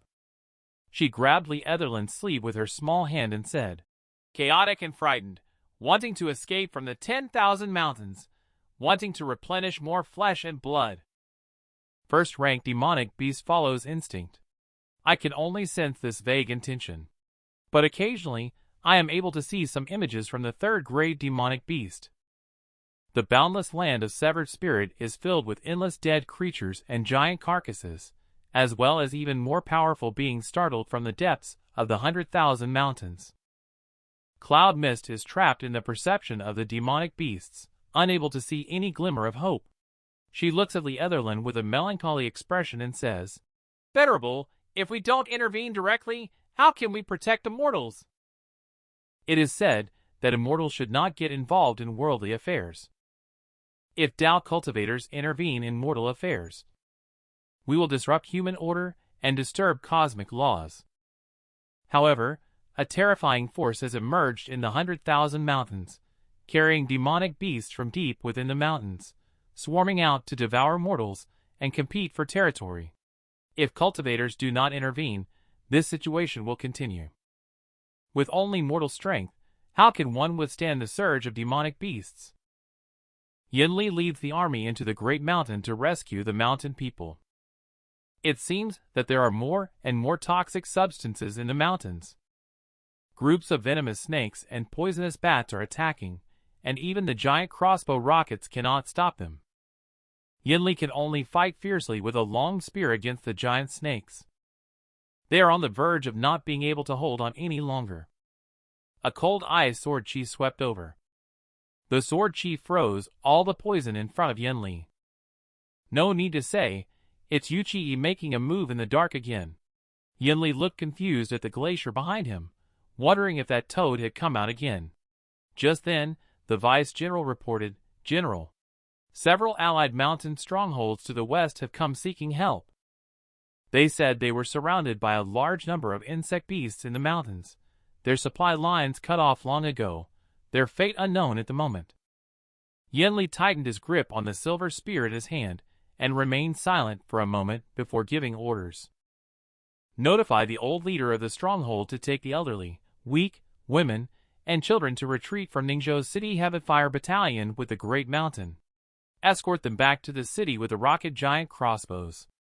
Upon returning to the city, immediately organized the city's defenses. The city has high walls and solid defenses, making it easier to fend off attacks from insects and beasts.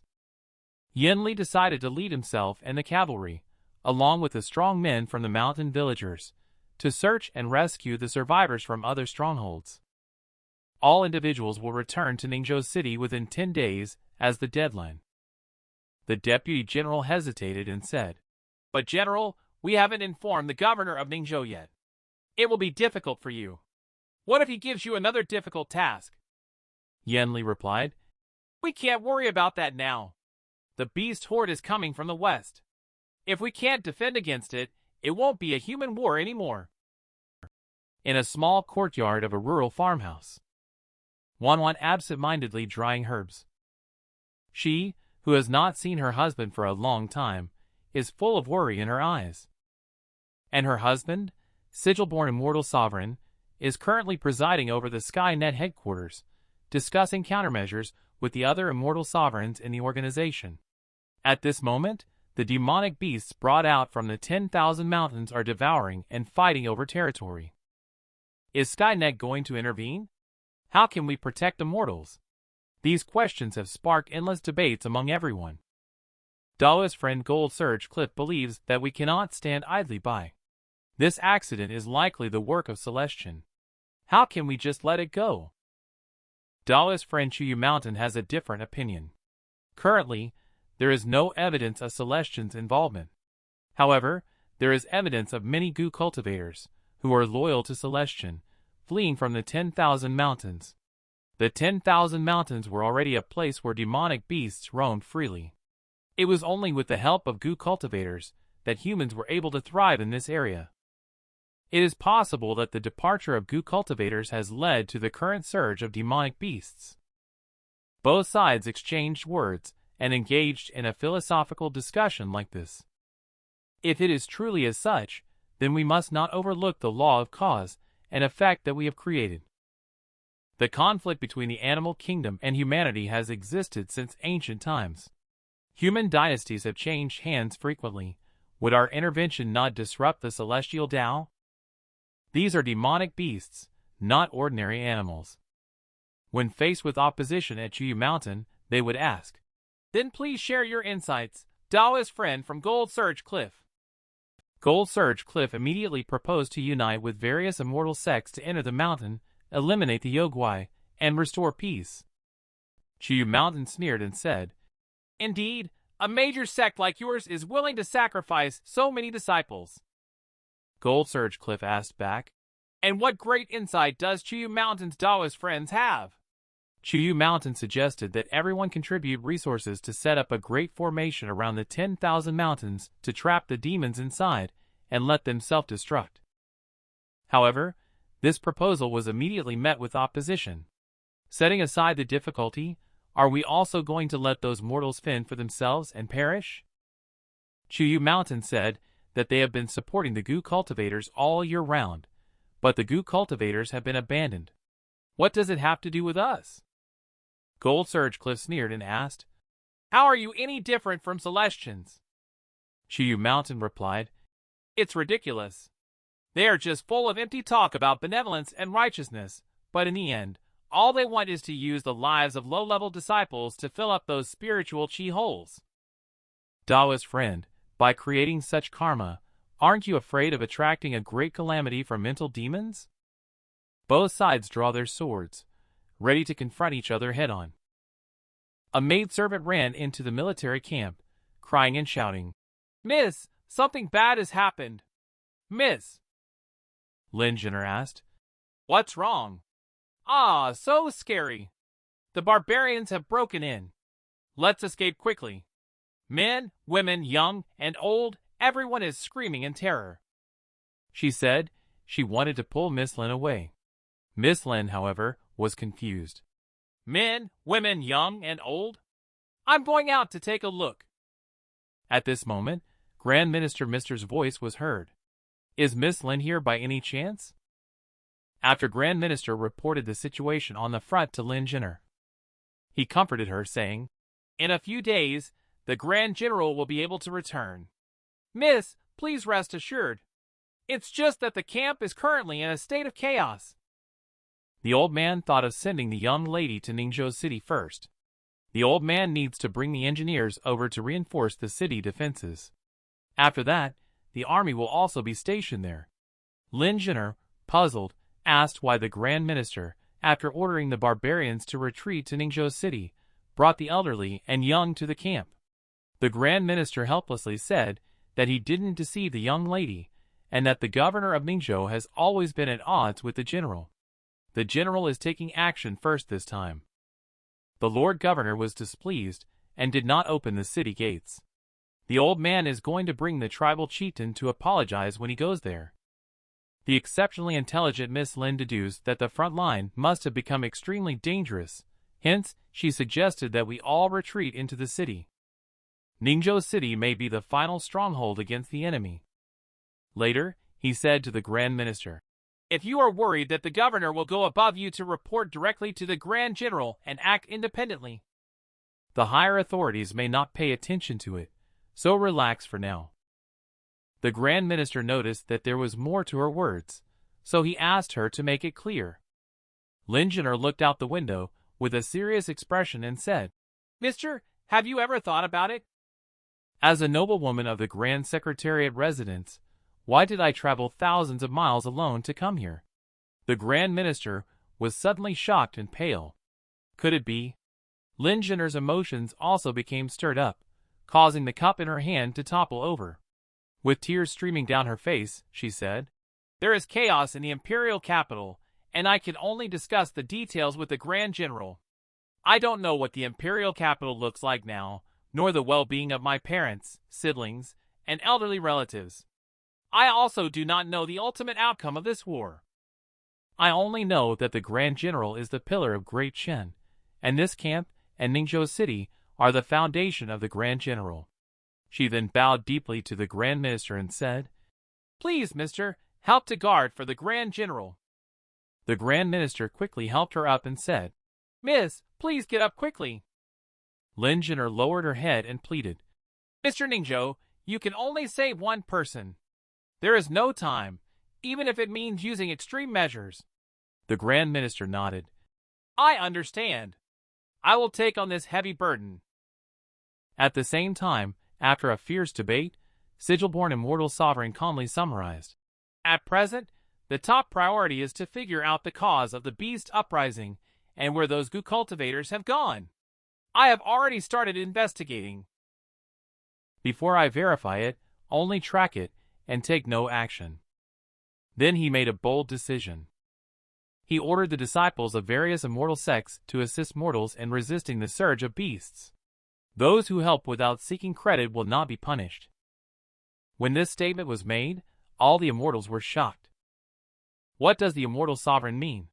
Since ancient times, they have been detached from worldly affairs. How much cause and effect will this stir up? Does the immortal sovereign want to disrupt the celestial Tao? The sigil-born immortal sovereign calmly said that the celestial Tao has long been in chaos. Celestian dares to decide. Why wouldn't I dare to let mortals participate in their own destiny? What is the difference between immortals and mortals? If a Tao cultivator wants to enjoy the life of mortals having children and happiness, that would affect one's own luck and fortune. However, Kunlun sect leader sigil-born immortal sovereign. He wants to be with his wife for a lifetime, just like an ordinary person. He intercepts his own luck and sets up a concealed chi and illusory form formation in a small village. He concealed the entire village. Now he is fighting against Celestian. Sigil-born immortal sovereign resides in the Skynet Center, isolated from the mortal world. This small village has become his only weakness. Sigil-born immortal sovereign's daughter Linlang transformed into an ordinary girl and came to the village. Her task is to hide herself and her mother. At this time, Linlang is showing his leg to an uncle. Uncle asked, "Can this bandage be removed?" Linlang checked and said it could be removed. The lady next to them warmly said, "Girl, have a sip of sweet soup first. No rush." At this time, an uncle came over and asked, "What's wrong with my brother?" the old lady replied. He fell and injured his leg when he went up the mountain. Brother Deshang, have you come back from selling goods? After hearing that, Deshang quickly replied, Oh, it's better not to go up the mountain recently. There are wild animals everywhere that can harm people. The county has posted notices saying that soldiers will be organized to patrol the mountains. We shouldn't be alone and end up feeding the wolves. Linlang asked in surprise. Uncle, are we from this county? No, I heard the neighboring county Deshang is even worse, he said proudly afterwards. Our village is peaceful in the surrounding area for 10 miles. The good feng shui in our village is true. We have good weather every year, with no harm from wild animals. Linlang feels that something is fishy and is lost in thought. In recent years, the weather has been good, the mountains and waters are beautiful, and there is no shortage of prey for wild animals, so why would they still harm people? Regardless, my father used the long vein to set up the formation key and arrange the heaven-spanning fate-deceiving illusion formation.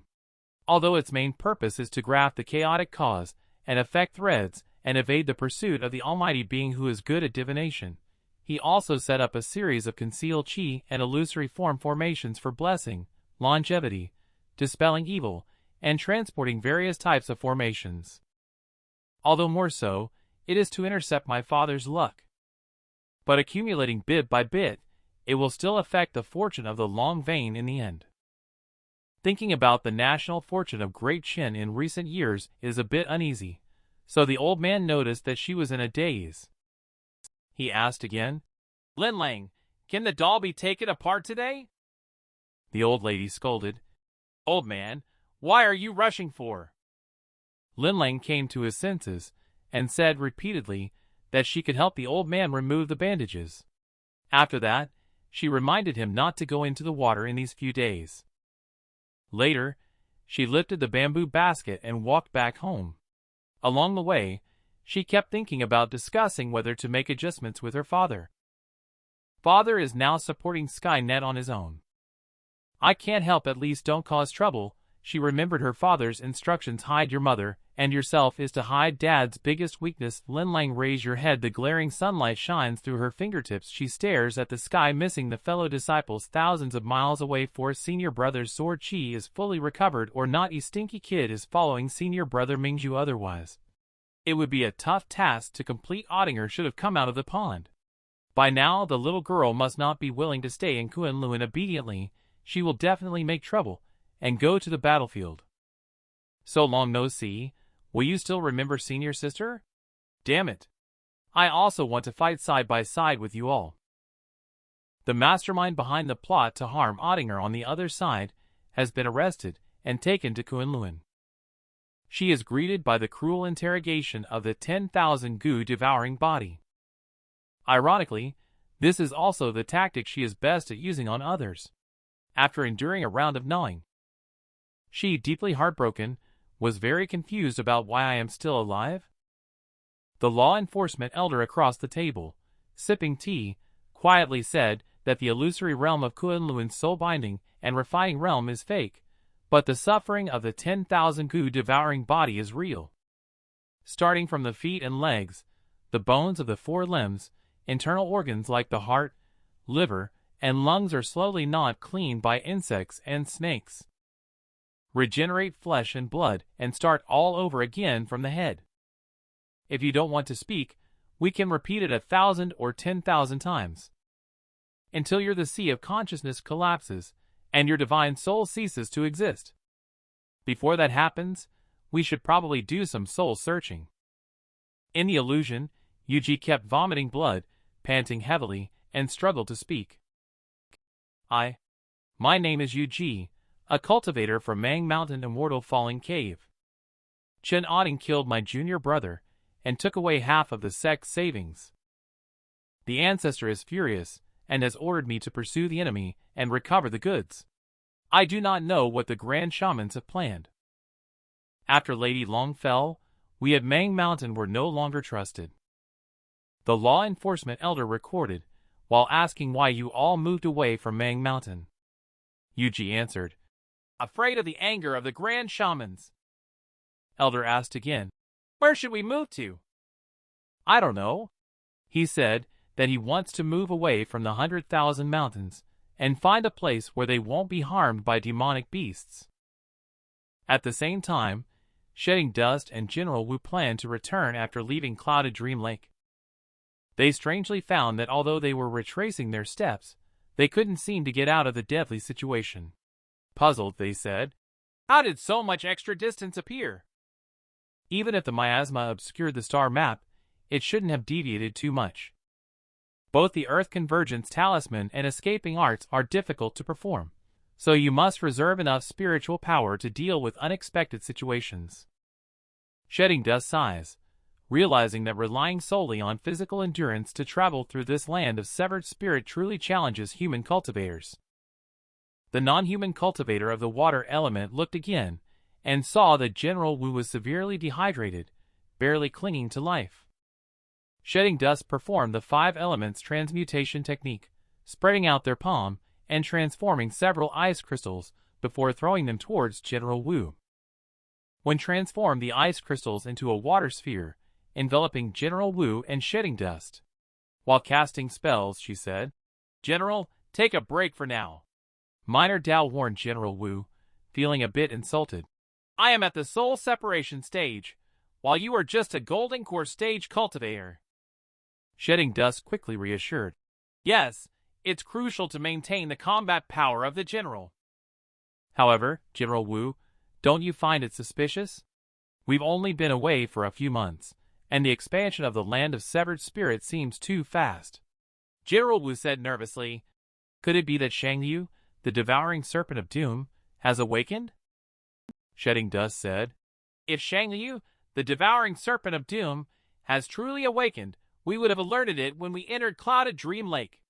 After speaking, he pointed to General Wu's backpack and asked, any abnormality with the scales? General Wu replied, none. Shedding Dust looked at the moon in the sky, sweating profusely.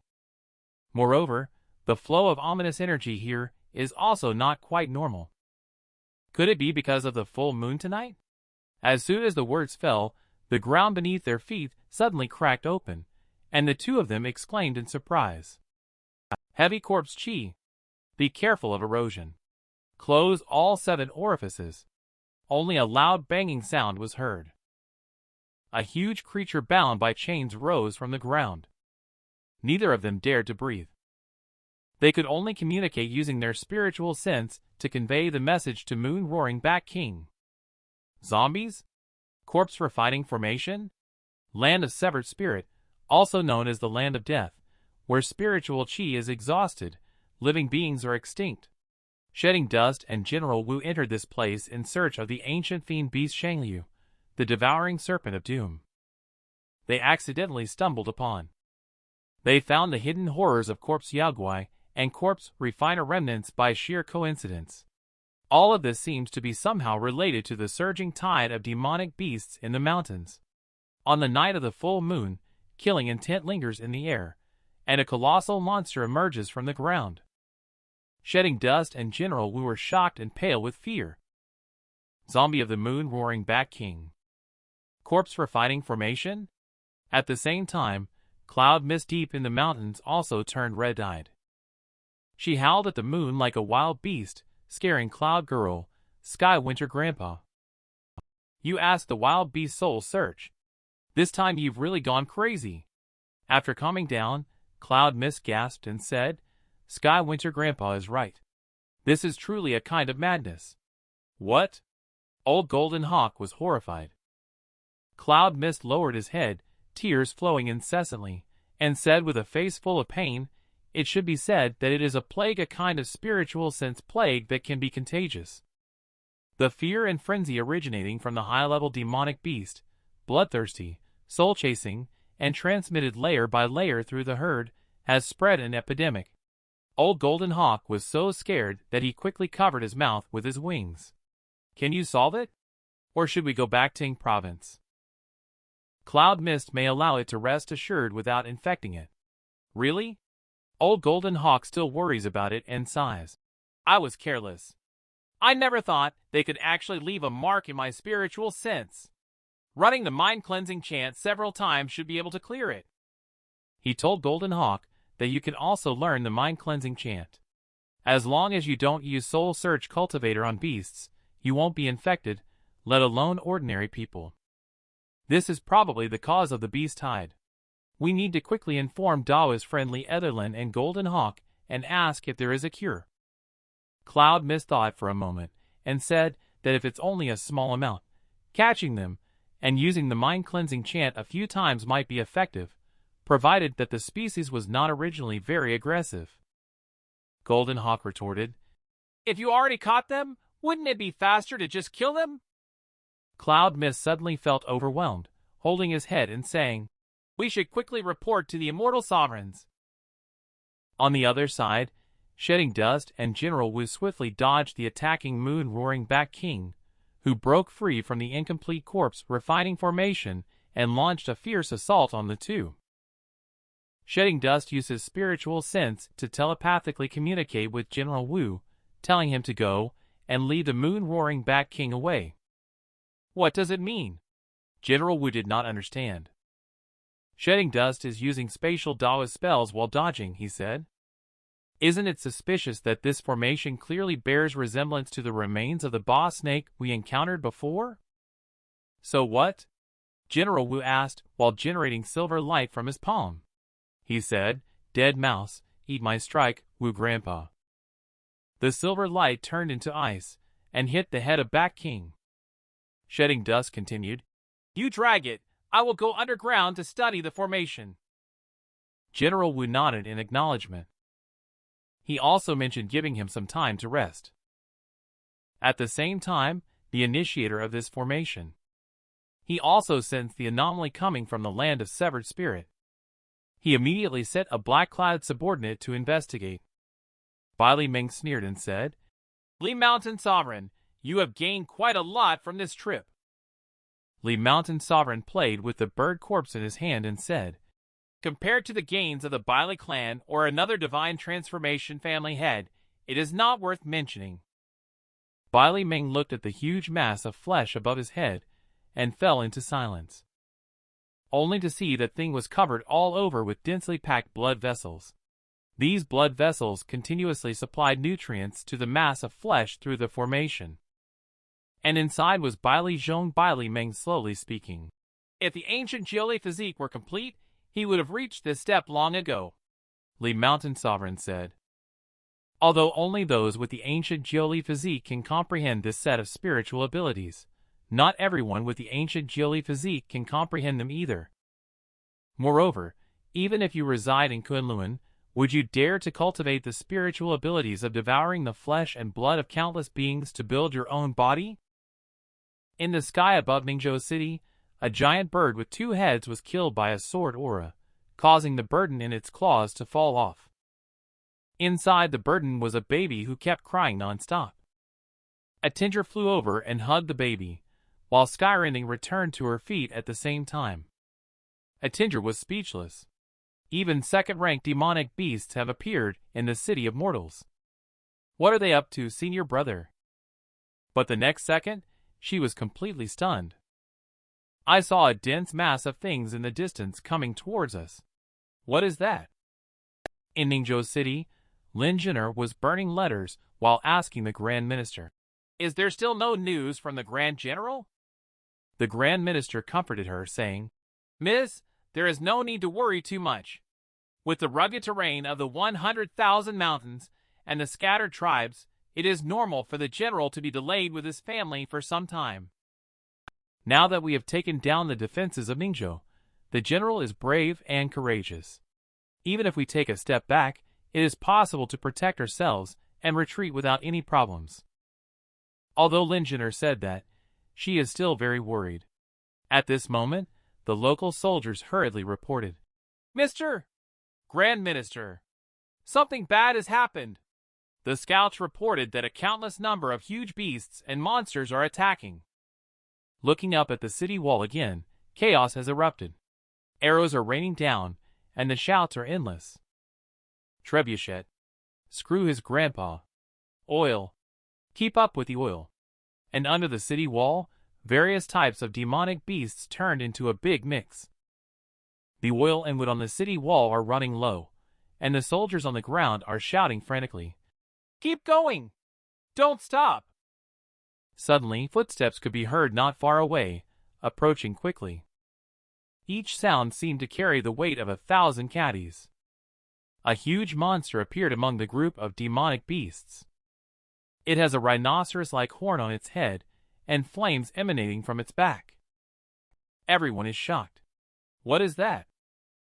It fiercely struck the city wall with its sharp horns, the tremendous force causing the entire city wall to shake violently. Grand Minister hurriedly helped Miss Lin, who had fallen to the ground. "Be careful, Miss Lin. The city wall is in danger. Go down first. Someone, escort Miss Lin back to the main camp." Lin Jinner anxiously pulled Grand Minister aside and said, "This won't do. These are not ordinary beasts. Let's go get the leader of the mountain tribe." "What?" Grand Minister exclaimed in shock. Miss Lin said that since they have been living in the Great Mountains for a long time, they may know the weaknesses of these fiends, and only by knowing their weaknesses can they defend against them. But the Grand Minister hesitated to let the barbarians take over the defense of Mingzhou City. Miss Lin firmly held his arm and said, "After all, they are human." As soon as the words fell, her pupils suddenly contracted. But they saw a giant snake with wings, its huge mouth wide open, rushing towards them. At a critical moment, a sharp sword chi struck the demonic beast, cutting it into several pieces. At the same time, Ottinger's figure had arrived. She lightly shouted, and the skyrending sword hummed as it returned to her hand.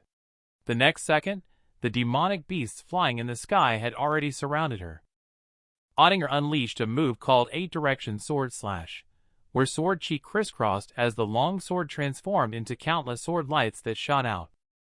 Wherever it passed, everything was cut into two by the powerful sword chi. Blood rain suddenly poured down from the sky. The soldiers screamed in terror. "Ah! Fiend! Fiend, ah!" Miss Lin stood still in a daze, unresponsive to the Grand Minister's attempts to call out to her. She muttered, "With strokes as fine as 3,000 hairs, she surges to the Big Dipper's height. Am I entering a mythological realm?" The mysterious corpse refiner emerges from the water. They annihilate high-level demonic beasts in the mountains, and use their corpses to set up the corpse refining formation in the cursed land. He colluded with the Bailey family again. He used Wailing Spirit's flesh and blood to assist Bailey Zhong in cultivating the evil technique Shedding Dust, and General Wu in braving mortal danger. They inadvertently triggered their corpse refining formation. The moon-warring Bat King zombie emerged from the ground. After the Li Mountain Sovereign noticed the anomaly, he dispatched his black-robed subordinates to investigate. The black-robed individual rode a bat to arrive at a cave. Upon seeing that the Bat King was safe and sound, bound by chains and talismans, he couldn't help but click his tongue and grumble. "All this fuss for nothing. It seems the old ancestor is overly suspicious." He kicked at the chains beneath his feet, muttering to himself, "Perhaps some snake, bug, rat, or ant caused a commotion. Who would come to such a death trap and waste my time?" After speaking, he mounted a bat and flew away.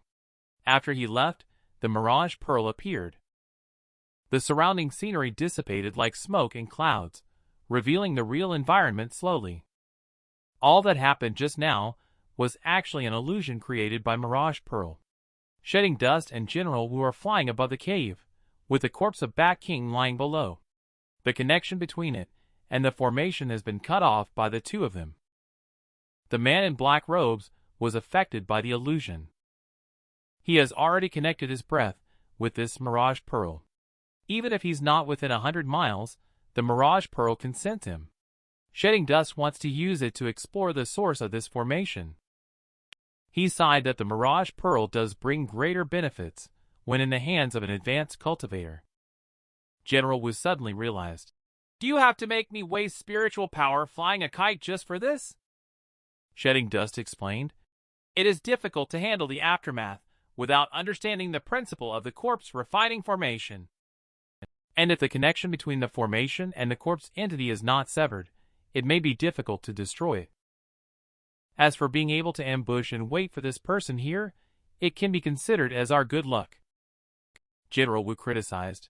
So you can't be sure if someone will come to shedding dust, but you say if there's a 50% chance, we should give it a try. General Wu skeptically remarked. Does this have anything to do with us? Whether it's about feeding zombies or feeding insects, it's none of our business. Let's go back early. Are we wasting time here? Shedding Dust saw that he was about to give up and patiently advised him. I thought the rapid expansion of the land of severed spirit here was a sign of Shangyu, the devouring serpent of doom, awakening. It doesn't seem to be that simple now. Is someone using the land of severed spirit to refine the corpse of a great demon? Or is this grand corpse refining pushing the expansion of the land of severed spirit? Is this matter related to Celestian? Do they know about the situation of Shangyu, the devouring serpent of doom? What are their intentions? Although I do not know how the palace lord plans to deal with Shangyu, the devouring serpent of doom, these are things she needs to be aware of. General Wu helplessly said that the land of severed spirit cannot replenish spiritual qi, and we don't have many spiritual stones left. We can manage minor skirmishes along the way, but it's hard to say if we encounter a major battle. Shedding Dust said that the enemy is aware while we are in the dark, so we can only try our best to avoid fighting. General Wu asked, Do you have the final say in this? Shedding Dust replied with a big smile on his face. Of course, it's the general who makes the final decision. As for Minor Dao, leave enough stones for him to run away. In the depths of Mang Mountain, a fierce white tiger is chasing a group of small animals. It soared into the sky with a chilling killing intent. But as soon as it jumped halfway, it was cut into pieces by several invisible sword chi. This is a sword formation set up by Lee Etherland to respond to Yabwai chi or murderous intent. The cloud mist on the side was stunned. The Kunlun sword immortal is truly well-deserved of its reputation. With just one person at the nascent soul stage forming sword chi into a formation, they were able to protect the entire Mang Mountain. What is this? Sky Winter Grandpa is not concerned at all. The sword formation laid out by a true sword immortal extends far beyond millions of miles, and it may even alter the laws of the entire world. Although this kid is only at the nascent soul stage, he has set up many invisible sword chi formations inside the sword sheath, making it convenient for him. Cloud Mist praised the Kunlun sword cultivator as being more reliable than he appears. Golden Hawk seems a bit unconvinced, especially in terms of fighting skills. They are professionals in that aspect. On the other side, the two top disciples under Drunken Sword Immortal School met up at Mang Mountain. As soon as they met, they got into a dispute. Lee Etherland said to Yi that they should tell the people from Great Qin Dynasty that Mang Mountain doesn't need rescuing, and they should hurry back to their own territory. The food and wine here are almost finished. Yuchi said, They don't even know me, so why would they listen? Lee Etherland said, You can appear holy in front of others. Weren't you the best at it when you were young? How many times have you kneeled in the square? Yuchi retorted, Then senior brother, why not persuade the mountain people of Mang Mountain to go back with us? Wouldn't that be more prudent? Lee Etherland expressed that they would not listen. How could they? They already firmly believe that you are Lady Long. Lee Etherland was a bit annoyed. Are you going or not? Yuchi dissatisfiedly said, Senior brother, you just find it troublesome to transform into a woman in your dreams, don't you?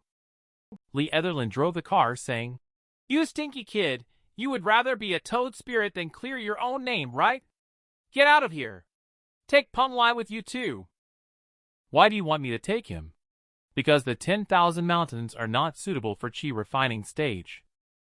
Following you is safer for chi refining stage than following me. Cloud Mist can't stand it anymore. Please don't make decisions for others, okay?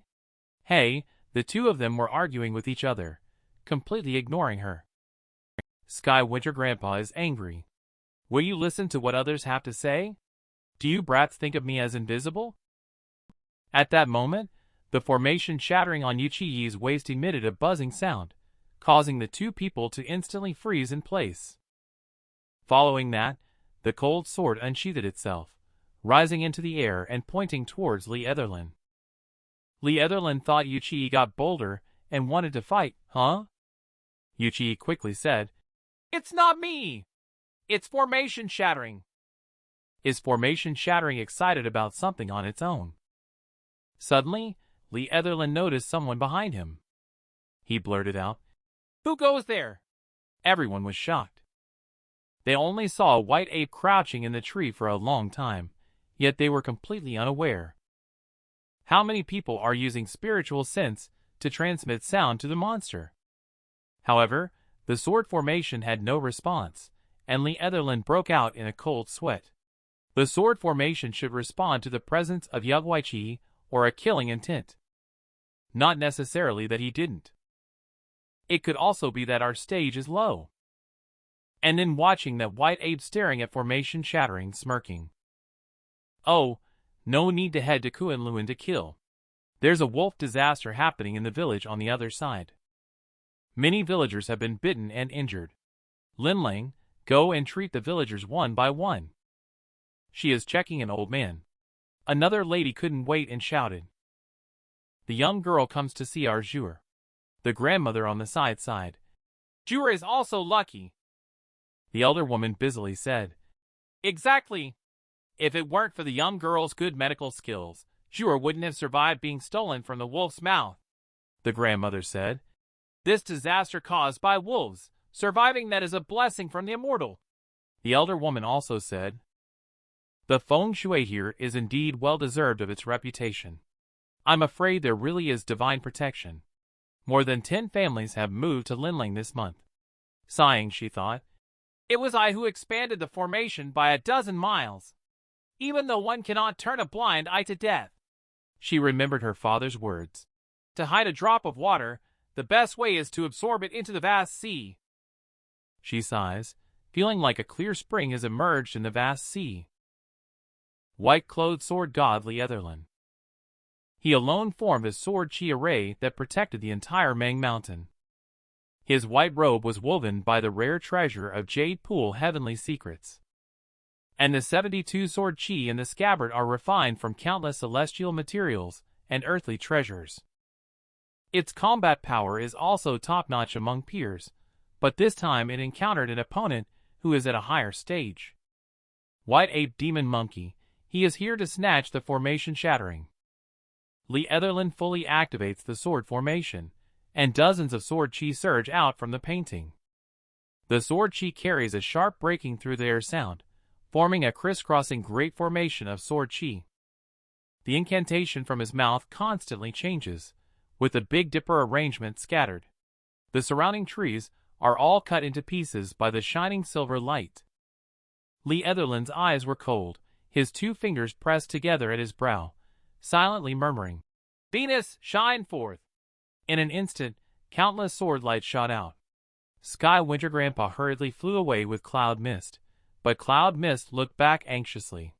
The next second, something happened. A powerful energy exploded at the original location, the force of the battle making the heavens and earth change color. On the mountain road of Pingdung village on the other side, a group of runners is transporting goods.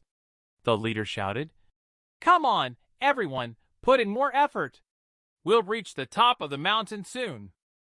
The younger brother nervously said, Big brother, why are we risking traveling on the night road? The boss said there's no rush for this batch of goods.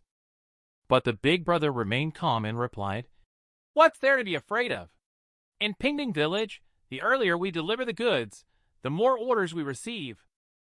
But as soon as he turned around, he let out a piercing and miserable scream.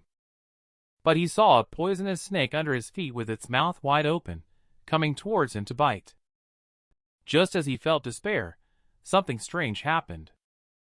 The poisonous snake under his feet turned into a branch. He was breathing heavily in shock. Did I see things? At the same time, a delicate jade hand waved gently. The confused snake was moved into the water.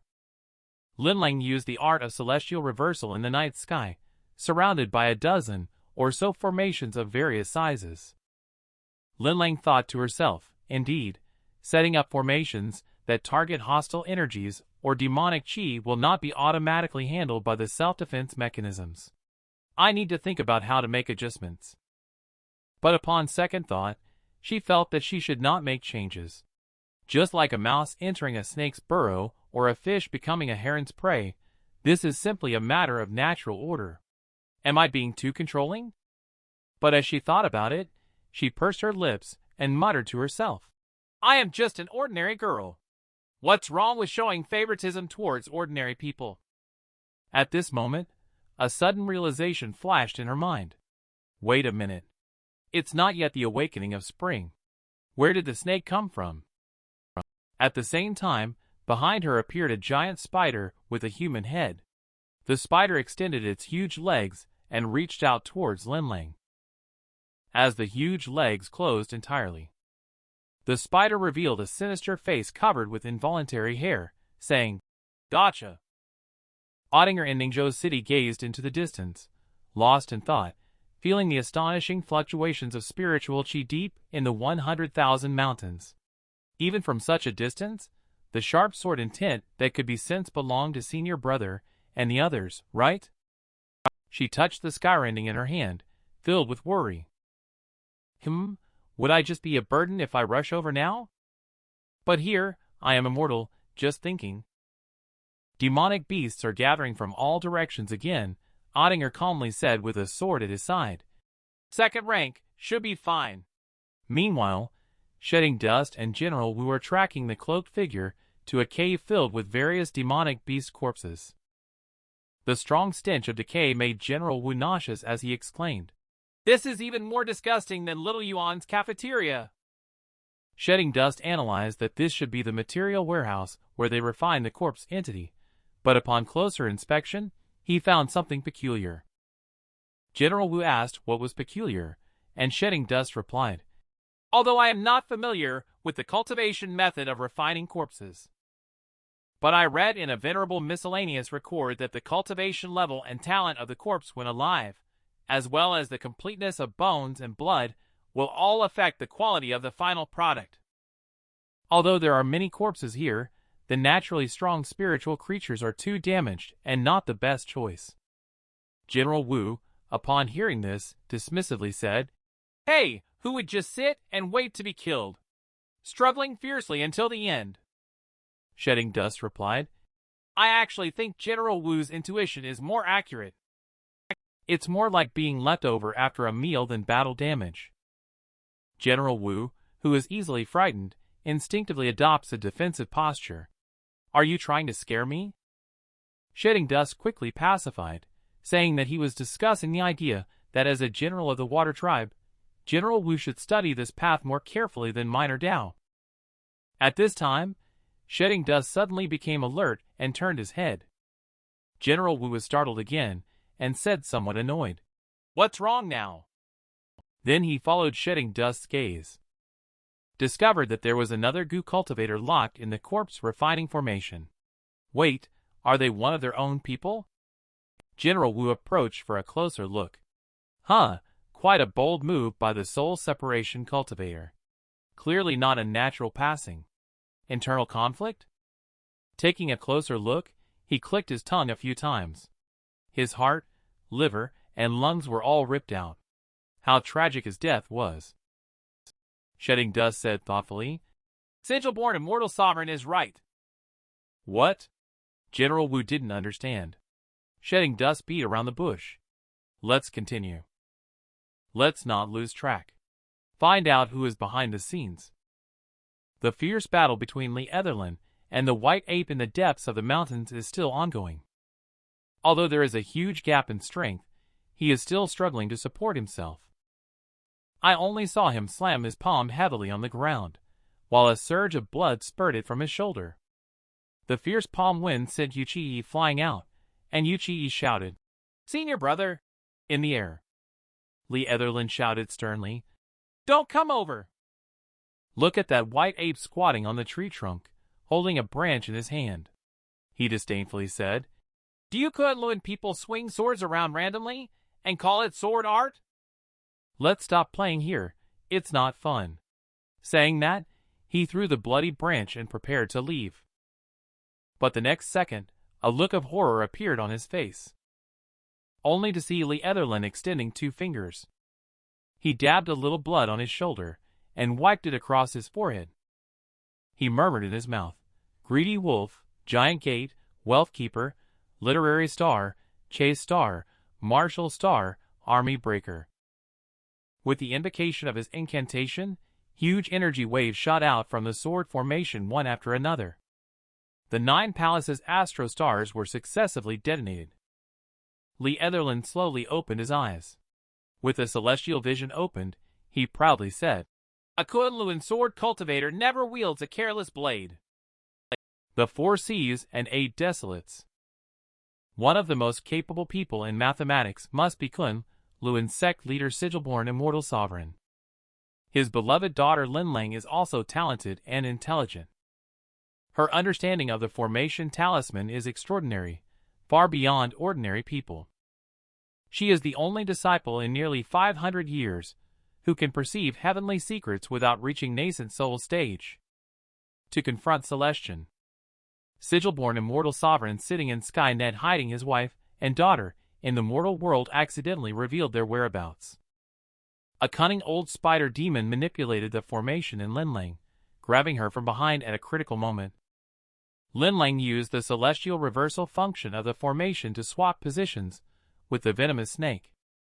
The venomous snake appeared in a daze in the arms of the old spider, and Linlang instantly moved onto the surface of the water.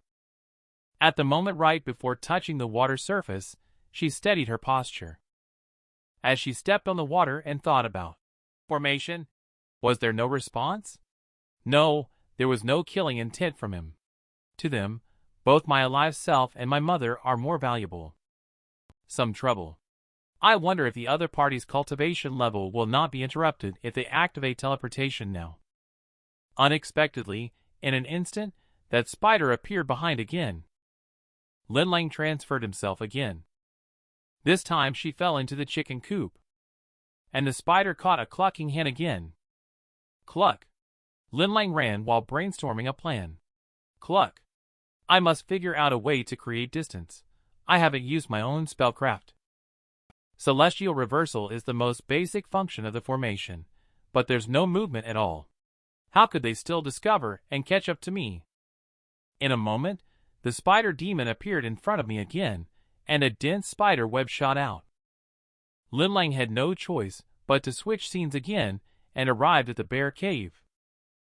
The little bear, who was enjoying fresh fish just a second ago, was tightly entangled in a spider web. Linlang, feeling helpless, wondered, could it be that he is able to trace back cause and effect with instant spellcraft? Manually locking the formation requires a moment. I need to come up with a solution. On the other side, under the influence of Lee Etherlin's sword formation, the entire Mang Mountain experienced a change in the weather with lightning and thunder. Cloud Mist held up Lady Long's token high. She sat on Old Golden Hawk as it descended from the heavens, proclaiming to the people of Mang Mountain that it was no longer a safe place to dwell. Acting on Lady Long's command, she instructed the people to leave Mang Mountain and temporarily take refuge in Shin Empire until Lady Long had vanquished the demons and monsters. She warned them to depart swiftly, or face dire consequences. Soldiers under Yen Li were surprised and said, "Isn't that the young physician who gives out medicine? Turns out she is an immortal." Yen Li also muttered, "Demons." The clan elder from Mang Mountain pulled out a similar moon token, examined it carefully, and then slowly spoke. "Notify the whole clan to carry the elderly and the young. We will follow the young immortal." The soldiers explained that the immortal is really effective. They had tried so hard to persuade them before to no avail.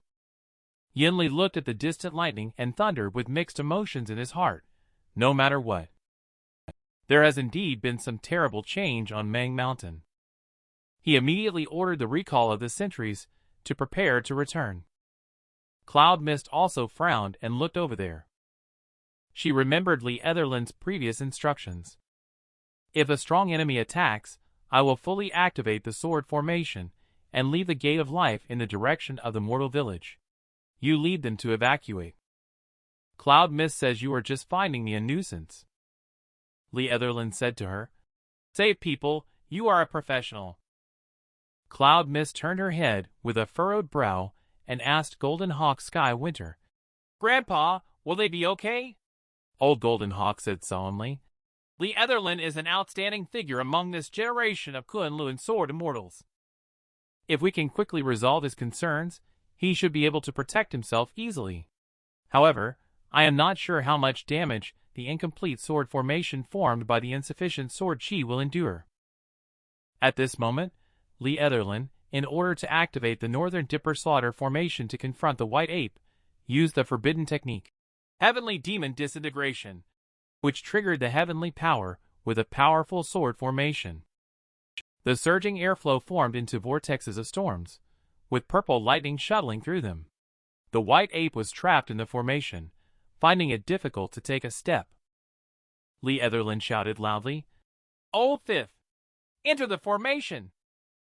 Senior brother? Yuchi outside of the formation looked at him with a surprised expression.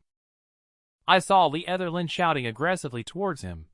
You are the direct disciple of Kunlun Drunken Sword Immortal, my fifth junior brother, Lee Etherland. You are the chosen successor of the Celestial Sword of Demon Sealing Formation Shattering. You are afraid of nothing. His words struck Yuchi's heart like thunder. Scenes from the past flashed before him one by one. He was brought to Kunlun as a child after his entire family was killed by demons. By a fortunate coincidence, he became the master of formation shattering. Sword of the Great Feng ranked him 5th in the sect. This opportunity has also been criticized by many fellow sect members. As the White Ape Yogwai core is integrated into the formation shattering. Many people believe that he was brought under the sword of the Great Feng's wing in order to keep an eye on him. And his luck was also very low when in Kunlun. Out of 10 missions, 9 were left unfinished. It is rumored that this was due to the curse of the White Ape. Only little Linlang stood up for him. Where is the curse of the White Ape? Nonsense! Are you not allowed to admit that he is a jinx himself? Yuchi usually hunts demons and evil spirits, and is as jealous as an enemy.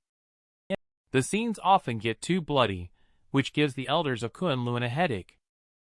The elders said that it was because of his heavy karmic debt that led to his bad luck and misfortune.